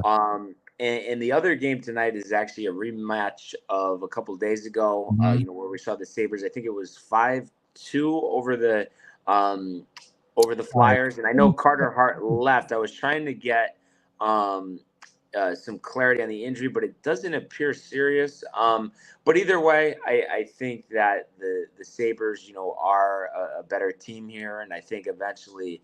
They're going to challenge for a wild card spot. The Flyers, while they are improved, and it's a good story with Tortorella, Tony, I just don't think this is going to be a great season in terms of wins and losses. And I think this game is a perfect example. Buffalo at home, the crazy fans, all of that, and especially since the Bills aren't in town, I would think you'll get a decent turnout there at KeyBank. So give me the Sabres. I'm gonna say 4-2 over the Flyers. Yeah, I like that pick. I think, by the way, I just looked it up. It seems that Carter Hart will miss some time. And last night the Flyers recalled goaltender Cal Peterson, former LA King. Oh, yes. Notre Dame product. Yes, dude, that is correct. Notre Dame product. So that's pretty interesting. But moving on for the pick segment, obviously we're moving on to Saturday. The Rangers. What a slate! What a slate on Saturday. Game spread out. Oh wow! And honestly, all day. Speaking of hockey. this slate, and I just talked about the Kings and Peterson, and we talked about the Flyers. Flyers going to go on the back-to-back, I guess. They're playing the Kings Saturday night, 7:30, obviously at home. Give me the Kings in that game too. Kings still undefeated on the road, 5-0. I mean, at this point, are you telling everybody to put a couple of shekels up for the Kings' future to win it all, or? I mean, to win it all, you have to. I'm the biggest Kings guy. I mean, you kind of have to at this point. The biggest Kings guy, honestly, on the planet right now. Yeah, honestly. Kind of tight that the lines aren't out there for Saturday. So Bad job. Honestly, really bad. You can't some look ahead spot in Vegas. Like, what do you guys work on? It's a day ahead. Come on, it's a day ahead. Like, what do you guys only work for? Like one day? That's it. We don't think of the future. We think right now. They're calculating right now, Tony. Yeah, they fucking better be. And I would imagine they're not going to fade the Kings again, especially after hearing what I have to say about it. Watch, dude. They're gonna. I hope they do fade the Kings because you're betting the mortgage on the Kings. Put some shekels on them to win the cup. I don't know. What are their odds to win the cup? Anyone? I don't know. Let's go, LA Kings. I mean, they got to be, I would think, at least like 20-1, no? Yeah. Higher 30-1, 40-1. I like that. They're at plus 2,200. 22-1. 22-1. So we want to do? You guys want to pull some money? Put like 10 grand down? Yeah. Why not? Right. Let's do it. Yeah, dude. Give me the Kings Saturday. Beat the Flyers. They could even shut them out. I'll say 3-0. I'm gonna go with the layup, and I understand they're due at some point, but I just don't think this is the day. I think the Penguins will handle the Sharks. Coming off 10 goals allowed to the Canucks last night, and I think this Penguins team. There's a lot of veterans. They're ready to go, and they're tired of this poor start at 3-6. So I think they easily handle the Sharks. I'm gonna say 7-2. 0-9. I'm a little surprised at you, Brian, because I left it there for you, thinking maybe I'll give you a shot to take it. But my last pick, I'll give you the Rangers Saturday night in St. Paul, Minnesota. Tickets as low as $51. Let's freaking go. The Rangers obviously on a hot streak right now. The Wild 3-5. It could be a quick spot. I hope it is, honestly, because quick is amazing right now. So give me the Rangers. I would say they win it. Even if it's a quick spot, I'll say it's, I don't know, maybe 5-1. Get the offense. 5-1. Go ahead. Give me your last. And honestly, I knew that you purposely did that, but I think you were a little nervous at first. You're thinking they've won 6 in a row. Law of averages. Don't try and twist it on me, dude. What do you want? But Oilers, Canucks over the Stars. No. Bruins. I'm gonna take Islanders. I'm going to take Gorgie and the Avalanche to give the Knights their first loss of the season. Wow. Like we said, law of averages has to happen. That might be game of the week. Avalanche Golden Knights. Yeah. I'm going to say in a tight one, in overtime, Raltonen with the game winner here, 5-4. Take the over. Avalanche all day, looking to get back to the Stanley Cup. How the hell is the Golden Knights game tickets as low as $50? That's crazy. You're in Vegas. You're in Vegas. It's a it's a Saturday. People are at the sports book betting on the college football games. Yeah, but come on, dude. You told me I couldn't get to the Garden for that much money? Dude, you could probably get a flight to Vegas and go to the game for less than Well, I mean, that might be a little to get like 100 tickets in the Garden. Well, how much would be a 100 section? A 100 level ticket. 100 level ticket. It depends. You're probably talking 800? Like $800? Yeah. At least $500. At the very least, $500. Well, a flight to Vegas is like what, $250? Is it? It's like no, I feel like these days. No way, dude. Round trip. It's a weekend. Fine. No, they've been killing everybody with the flight prices. Spirit. Yeah. Yeah. So what? Spirit. Yeah. Flight.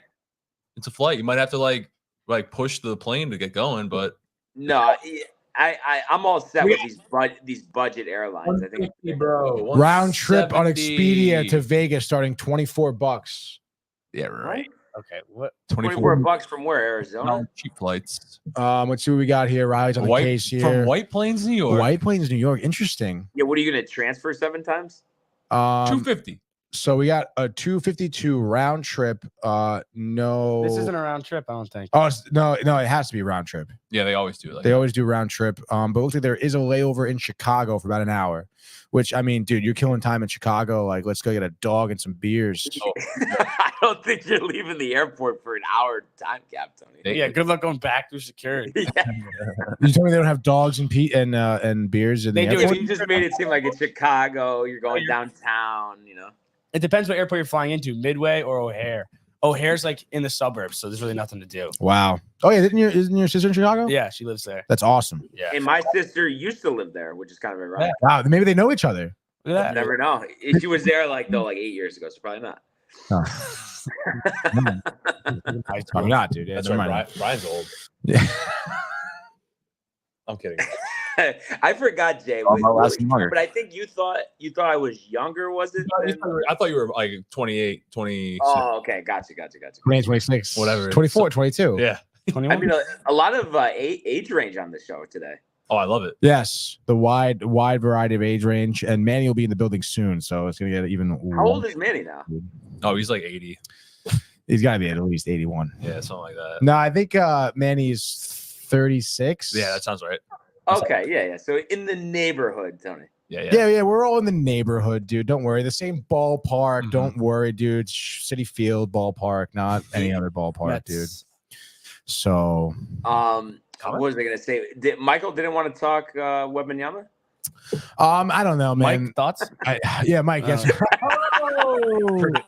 No, because he was saying he wasn't that good. They beat the Suns second game in a row. He had 38. Do you want to go to the world? Let's go to the world right now, quickly to the world. Of the National Basketball. LeBron James at the buzzer.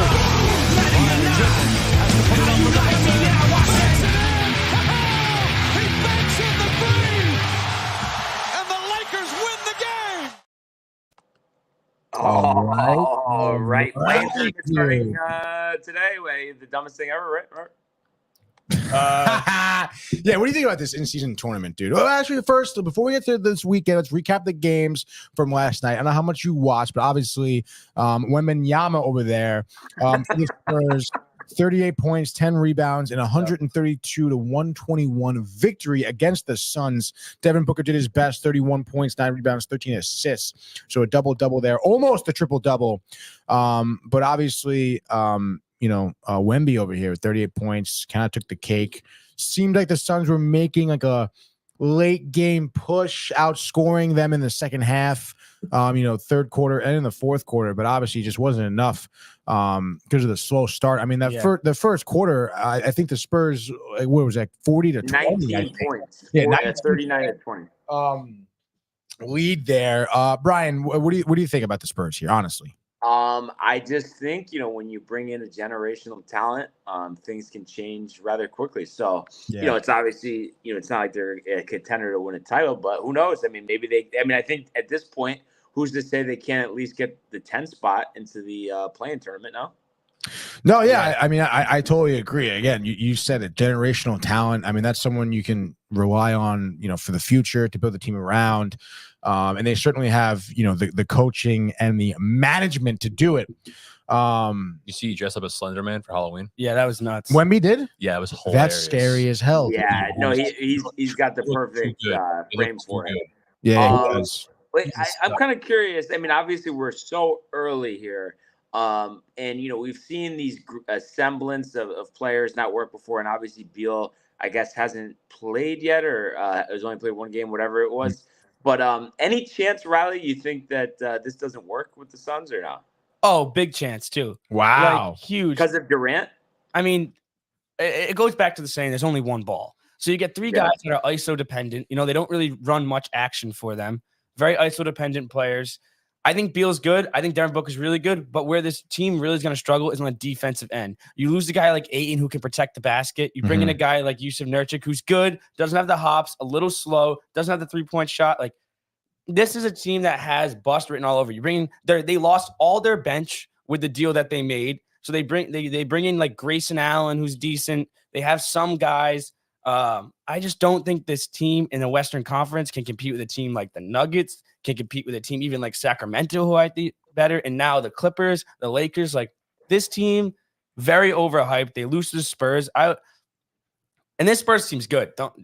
Very good. Devin Vassell, very good. But yeah, I think there's a really good chance that this is just not going to be a good year for them. Or maybe not a good year, but they're going to make the playoffs, and I can see them getting bounced in the first round. And it would be interesting, like if this whole, big three doesn't work, Durant, it's like the same thing with the Nets, all over again. And then it just, I don't know. I mean, and you think about the only time he's won, it was with, the Warriors, of course, in that team. I mean, is there something though that you see, like the way he plays, or just, I don't know, his leadership as to why, he kind of hasn't got it done other than that time? Yeah, I think it's tough to like say a guy has leadership when like he's bouncing from team to team. His only title is with the best shooter of all time on maybe one of the best teams of all time. I don't think there's much leadership there. If it is, it's coming from Devin Booker, who I think is a dog and a real, like, if you've seen videos of him practicing, like he's yelling at teammates, kind of has a little bit of Kobe in him. I think he's a great player, but KD's also getting up there in age. I don't think he's fallen off. He's still a very good player, but yeah, I think it is part leadership too. Yeah. So it'll be interesting to see, how they do. And then one other thing that is interesting here, we only had a few games last night, but Sixers won again. They're 3-1 and beat at 28, 13, and 7. A lot of people kind of wrote them off, but maybe now that, they got rid of James Harden, I mean, do you think there's a chance that, like, I think people kind of have written them off, that they could still be pretty good this year? I think you look at that game, they beat Toronto, who I don't like doing this, but Toronto beat the Bucks by 20 the night before. So, I still think they're very good. Joel Embiid's always going to be in the MVP talks. He was great last night. They still have guys like Kelly Oubre came in and played great for them last night. Losing James Harden, I don't think is a big deal for them. I think Tyrese Maxey is going to take another step and be really good for them this year. Their bench is all right. I've been kind of interested in the ways that Nick Nurse is playing that team. Like Korkmaz came off the bench last night. He didn't play the last 3 years. So I assume they're a good team. Are they better than Celtics, Bucks? Definitely not. And then I think the Knicks are right there with them for like that 3-4 spot. So I think they're a good team. I think they're a good team. I think they beat the Knicks too if they play in the playoffs. Yeah. I think, yeah. But I tell you, the Knicks are feisty though. That team is scrappy as hell. Yeah, scrappy. Yeah. And then I see, this tournament starts today, and I guess like they're calling it group play. But I'm just confused. So after today, like, it's a mid-season tournament. I just don't get how, like, it's single elimination, and then like how do the matchups work? I kind of like that. So you have no idea. You have groups like the World Cup, pretty much, right? And those games were regular season games that were going to be played anyway. So now they're like, this game still counts towards your regular season record, right? But you play everyone in your group. The best records, like 2 teams make it from each group. And then you go into single elimination. You play a quarterfinal, I believe, at home. And then you go to Vegas to play the semifinals and championship single elimination. What's the those benefit? Those games don't go towards your record, though. No, the semifinals and championship do not go towards your record. Which is so weird. Yeah, you win. Does it count for fantasy basketball? I believe it should. That's crazy. Whoa. You win. Every player gets like $500,000. The winning Shut the team. fuck up, yeah. really? So like that's the incentive. Wait, every player on the winning team gets $500,000. Wow. Imagine if you're the guy that doesn't even suit up and you just get $500,000. Imagine if they just signed me for a 1-day contract. Second, talking about the in-season tournament, have you seen the courts that they're debuting for the tournament? No. What do we got? I heard they're pretty crazy. Every game in the in-season tournament, these are going to be the courts. So like they start tonight. Whoa. Let's go to where is this up here? Right here. So take a look at Boston's court. Very cool. Sick. It's just very interesting. Look at the Knicks. Different colors. Yo. So these are the courts you're going to be playing on. But I've heard some complaints because the Celtics 2 years ago played in Milwaukee and they did something like this to the court. It was a throwback game and it was all colored. Yeah, I remember that. Slippery, very like with the paint on top and all being very slippery. So I was very they would complain about interested. Look at Utah's looks cool. That's a real shot. So that they already put theirs in. I don't know. Some of them are bad. Like I like how it's like all kind of it's like uniform though. You know? Yeah. They all look like that's the trophy is kind of cool. Like this one I think is awful. The Suns one. Oh yikes! El Valley. El Valley. Yeah, that one's bad. Brian loves the Valley. That one's bad. Like nothing like the Valley. Bucks is kind of cool. Bucks is pretty cool. They're all like the same thing. I would imagine that like although playing on it's got to be kind of jarring with the different. Like imagine your whole court is just fucking bright blue. It's definitely going to be an adjustment. Like yeah, definitely for sure. Oh, dude. The Pelicans makes no sense. So wow, it's green and purple. They have no green or purple in any of their logos. It makes no. Even Indianapolis light blue and yellow. It's like they've never worn teal. It doesn't make much sense to me. That's really weird. So how many of these midseason tournaments are they going to have? Two? No, just one. Just one. These are the group stage games start now. The championship semifinals are in the beginning of January, if I believe. That's cool. Yeah. Wait, how does it go through January though? I feel like that's because they don't play it like it's kind of like the Champions League in soccer. Like they play it like once a week, the group stage game. So like the Celtics play on Saturday in their group stage game. Then they play regular season games, and then they're going to play another one like next Friday or like next Saturday. Every Friday, Saturday group league games till December, and then the winners go into the single elimination type of thing. Very cool. So ridiculous. Yeah, very interesting. I'm interested but nervous. Like, first, I'm not nervous because they were going to play these games anyway. So like these games, like say the Celtics go to the quarterfinals, semifinals, and God forbid, knock on wood, Jason Tatum like rolls his ankle in a game that to me means absolutely nothing. Like we're trying to win Banner 18. I don't care about the midseason tournament. Yeah. Like, so is that the point of it? Like just to kind of like drum up some more interest in the NBA midseason? I think I think there's two things. Number one, it's all revenue. Like the NBA is just trying to just make as much money as possible, and they know idiots like me are gonna watch every single minute of it. Yeah, even if I don't like it. Second thing is they want to get rid of load management. And now you're giving players incentives to play early on in the season. Like they're gonna play in these games, like $500,000. Like all the stars are gonna play in these group stage games. So I think it's part of that. But when it comes down to it, it's all money. That's for sure. NBA is a money making machine, dude. Is it? Oh my god. I would say so. How much they they signed make in a Kim K. They just signed Kim K to their underwear partner. Yeah, the Skims. Yeah, Skims. Oh yeah. It's so crazy. But I mean, is it not also though? I mean, an indictment on them that they're doing this to like drum up interest because no one was interested in the regular season? Oh wow. Maybe, yeah. This is part of that. NBA made $10.5 billion last year. Wow. I'm pretty sure MLB makes more than that though. Did you see Kim K came out with a bra that has no nipples in it? I saw that. It's pretty sick, right? What does that mean? Her tagline was like, you don't have to worry about it being cold now because your bra will always look like you're cold. Oh my god. Yeah. Built-in nipples? Yeah, what does that mean? Takes the fun out of it, you know? Wait, so Kim K bra? I know what you're talking about. Yeah. Yeah, I'm gonna search. It makes it look like you're not wearing a bra when you are wearing a bra. Yeah. Yeah, you're thinking about maybe buying one and like displaying it next time you're in? Yeah, sure. Oh my god, yeah. So on her shirt, it looks like you have hard nipples. Like if you wear the shirt. Yeah. Yes. That sounds about as good of idea as the playing tournament, honestly. Yeah. Or whatever, the in-season tournament. Sounds bad, but could be good. Oh my, so like this woman has a bra on. Yep. But it literally looks like you're looking at her boobs. Yeah. That's kind of beat, dude. Sex appeal, baby. It's also very deceiving now. I knew Lonnie would like that one. And you wonder why. Lonnie would like that. I knew it.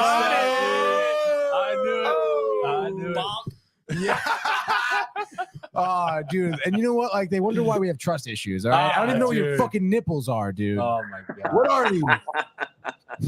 This is not what I thought. There's nothing Tony enjoys more than some outrage, honestly. False advertising.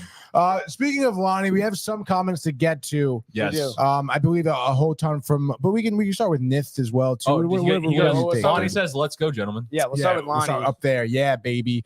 Let's go. Morning, gentlemen. Jay Bird in the building. Let's go G-Men this weekend. Sorry for the late arrival. We do know why. Riley's becoming consistent. He likes that. Yeah, dude. Lonnie has been Lonnie has been loving Riley recently. Thank you. Which is great, dude. And Ron, Riley's been he has been being more consistent, which is great. You'll have to see that. Yeah. And then what else we got? Lonnie, hashtag rep the company, rep DTV. He says hello, chat people as well. Nathan in the house up, saying talking about the Spurs. They beat the Suns. They beat them twice already. Twice. No, that's what I'm saying. That's what I'm saying. Changing of the guard, Tony. Changing of the guard. Nothing gets Brian more riled than changing of the guard. Shout out to the company. What's up, Lonnie? What's up, Lonnie? And then what a up, little Nick? back and forth there. A little back and forth here, and then Lonnie Shout with out to the our media. Lonnie with the skims. Yep. And then Lonnie comes Skims. in with the skims. Is that a melting face? What is that? Yeah, that's kind of that's the he's in love. He's in love. Yeah, He's in love. even though Kim K is gross. I'm an ass man. He's an ass man. Though I ain't nothing wrong with some nice titties. I agree. I'm gonna have to. I fully back that statement, Lonnie. I guess there's nothing. I think anybody would back that statement. Yeah. And yes, that's where Tony comes in. Oh, I don't know about anybody. Well, probably not anybody. I mean, I would say everyone. You get what we're saying, Tony. You get it. Every male. If you don't back that Straight statement, male, yeah. Yeah. And then one other thing I wanted to mention here. How about a little trouble at top? Cameron Percy, coming into today with the lead. They resumed round one, finished it on to round two, 2 over through 5. So now there is a 5-way tie at the top. Tano Goya, Camilo Villegas, Michael Kim, Nate Lashley, all at 8 under. I mean, maybe the winner is going to be over 30 under par. Never know. Why does it go silent? You guys still there? Yeah. Brian, what'd you do, dude? What'd you do? No, I didn't do anything. It seemed like you guys did something. No. No. I have a feeling that was an off camera. Tony's cracking up. No, we're all business here, Brian. No, but really, for me, it just showed myself, and then I couldn't hear anything. You just said we lost connection with Facebook. Yeah, so for us, we just got kicked out. Maybe because we were talking about stream. skims. Yeah. Yeah. I really think when you go to end stream, it says like, "Do you really want it?" No, yeah. Usually, I don't know. It just could be a snafu, Brian. A little snafu. We do like our snafus, Tony. Yes, dude. What do we have? We got screen time coming up. Yeah, dude. Yeah, guys, good time at 11. Manny should be in the building.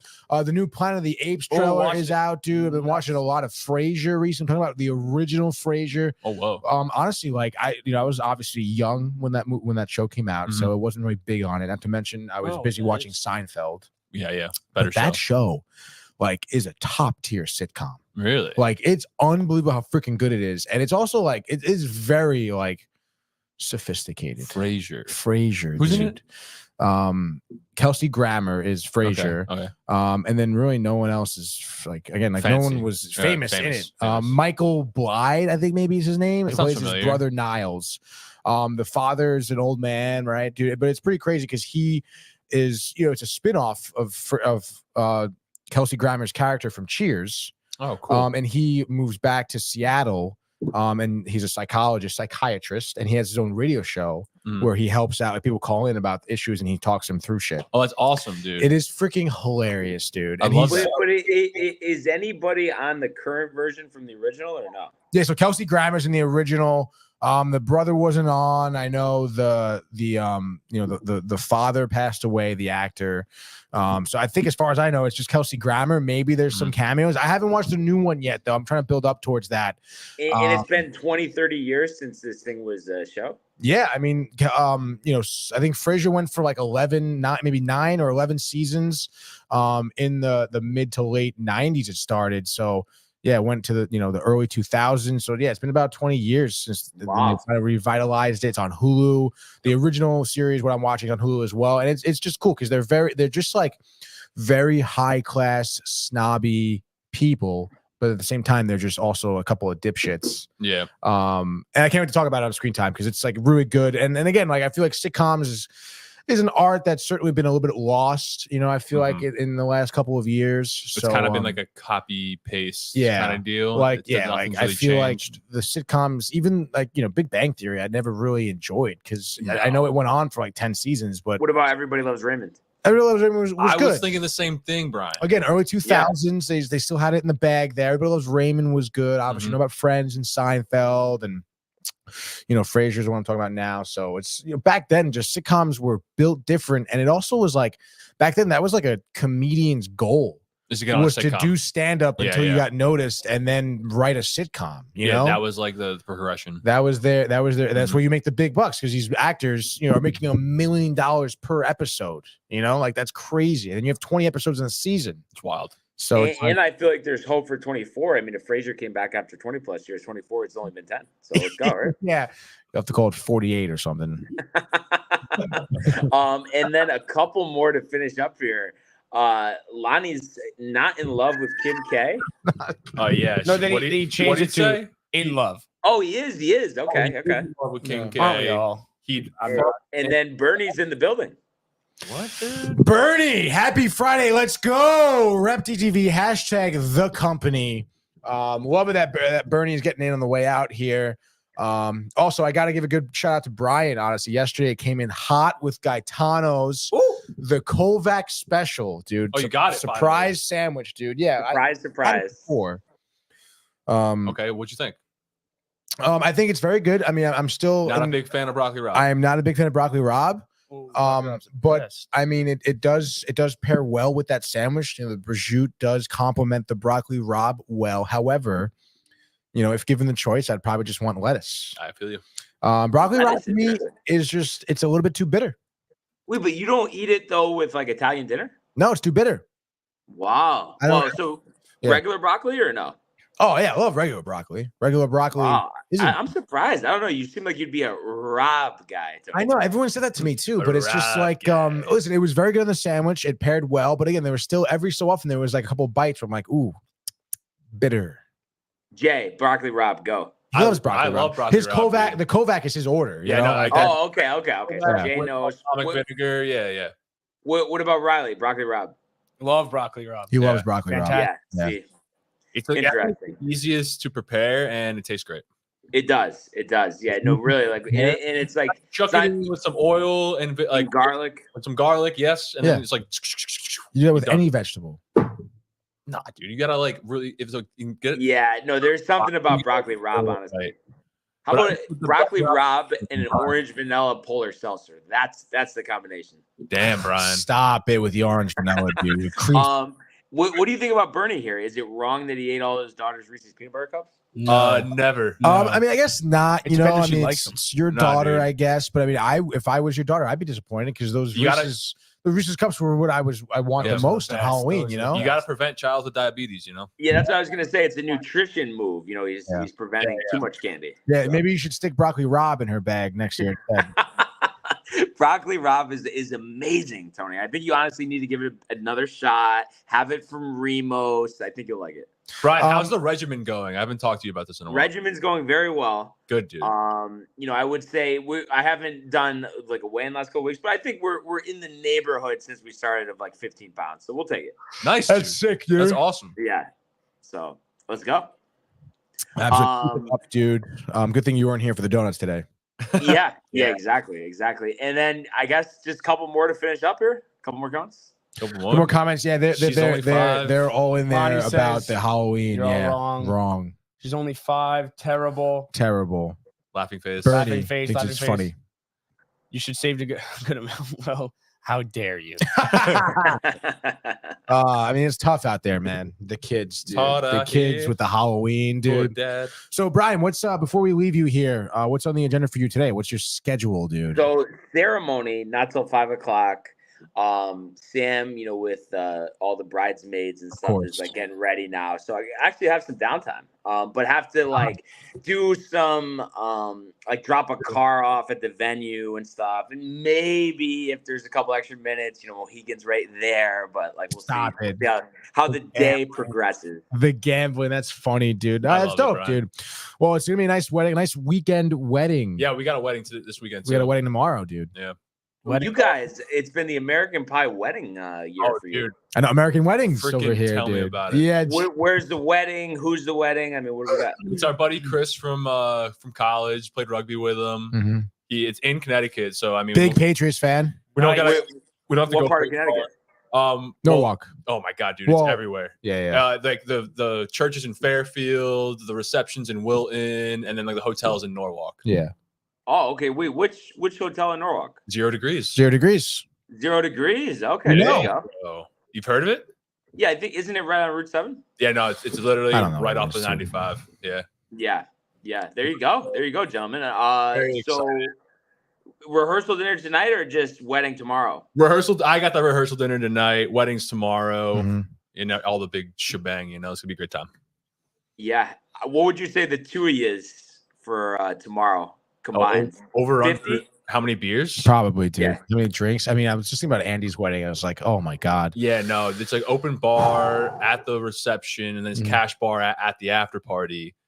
But then there's like gonna be beers on the bus. I'm thinking You never take the under with you guys. No, definitely take the over. Over like I'm gonna say 18. Over under 18 Each. beers each. Yeah. 18 each. Yeah. Drink. Wow. Let's go. I would play it up to 20, honestly. 20. Yeah, honestly, I would be comfortable playing it up to 24 and a half. Oh, yeah, 24 and a half sounds about right, dude. Yeah, and it's again 12 like each. there's something about weddings where you just like it's just like the atmosphere or whatever they do where it's just like oxygen into the I don't know what it is because venue. I feel like I don't stop drinking. It's the love in the air. And it's the love. Hell yeah. Is it really the wedding though, Tony? It is. We're built different here, Brian. Yeah, it's just the amount of commitment that's going on all around us. Like, The love is in the air. the love, the commitment. It's a beautiful occasion, dude. It really is. Oh, What's man. Lonnie saying? Over 18 drinks a piece. Sheesh. Lonnie, come on, stop it, Lonnie. Stop it. At one point in his life, he's been there. The drinking, Tony. The drinking, dude. The all day, the wedding, dude. wedding. Come on, Lonnie. Kim K. Lonnie doesn't know about love. Kim Kardashian is going to be there. You know that, dude? She is. She's going to be there. But I think that'll pretty much do it for us here. We'll let Brian get to the festivities, Put a the bow on it. cars. He's the valet guy today. But I want to thank Brian for joining us here remotely. Riley, great job producing. Jay actually joining us today too as well from New Jersey. Coming in deep, dude. And obviously everyone in the comments, the company, Lonnie, Bernie, Josh, even Matthew Ryan was in the building today a little bit. Matthew Gabriel. Matthew Gabriel as well. Michael for the time that he gave us as well. Great job there. And of course, if this episode tickled your fancy even a little bit, you can head over to the Downtime TV YouTube channel where we have a sports board every Monday through Friday at 10 a.m. Of course, you can check out the archives. Everybody but Brian in costume. I like how he's been doing it. Mike, Michael, Tony, Renee, Jay. in costume. Is it Jay? Oh, who knows? you Maybe. can't tell. And stay tuned for screen time, which at this point will probably be at 11:15. And of course, sports will be back fresh in person. Everybody will be here besides Jay on Monday. Oh yeah. And I Catch guess me in the comments, everyone baby. enjoy the weekend, enjoy the games. Let's go Rangers and Kings. Let's go Jets, baby. We're gonna see you on Monday. Let's go Jets. We'll see you on Monday. Hey guys, Tony here from Downtime TV checking in. I want to thank all our fans out there who's been liking, subscribing, sharing our content. You guys are the best. You guys are our bloodline. You make us love what we do. Thanks again.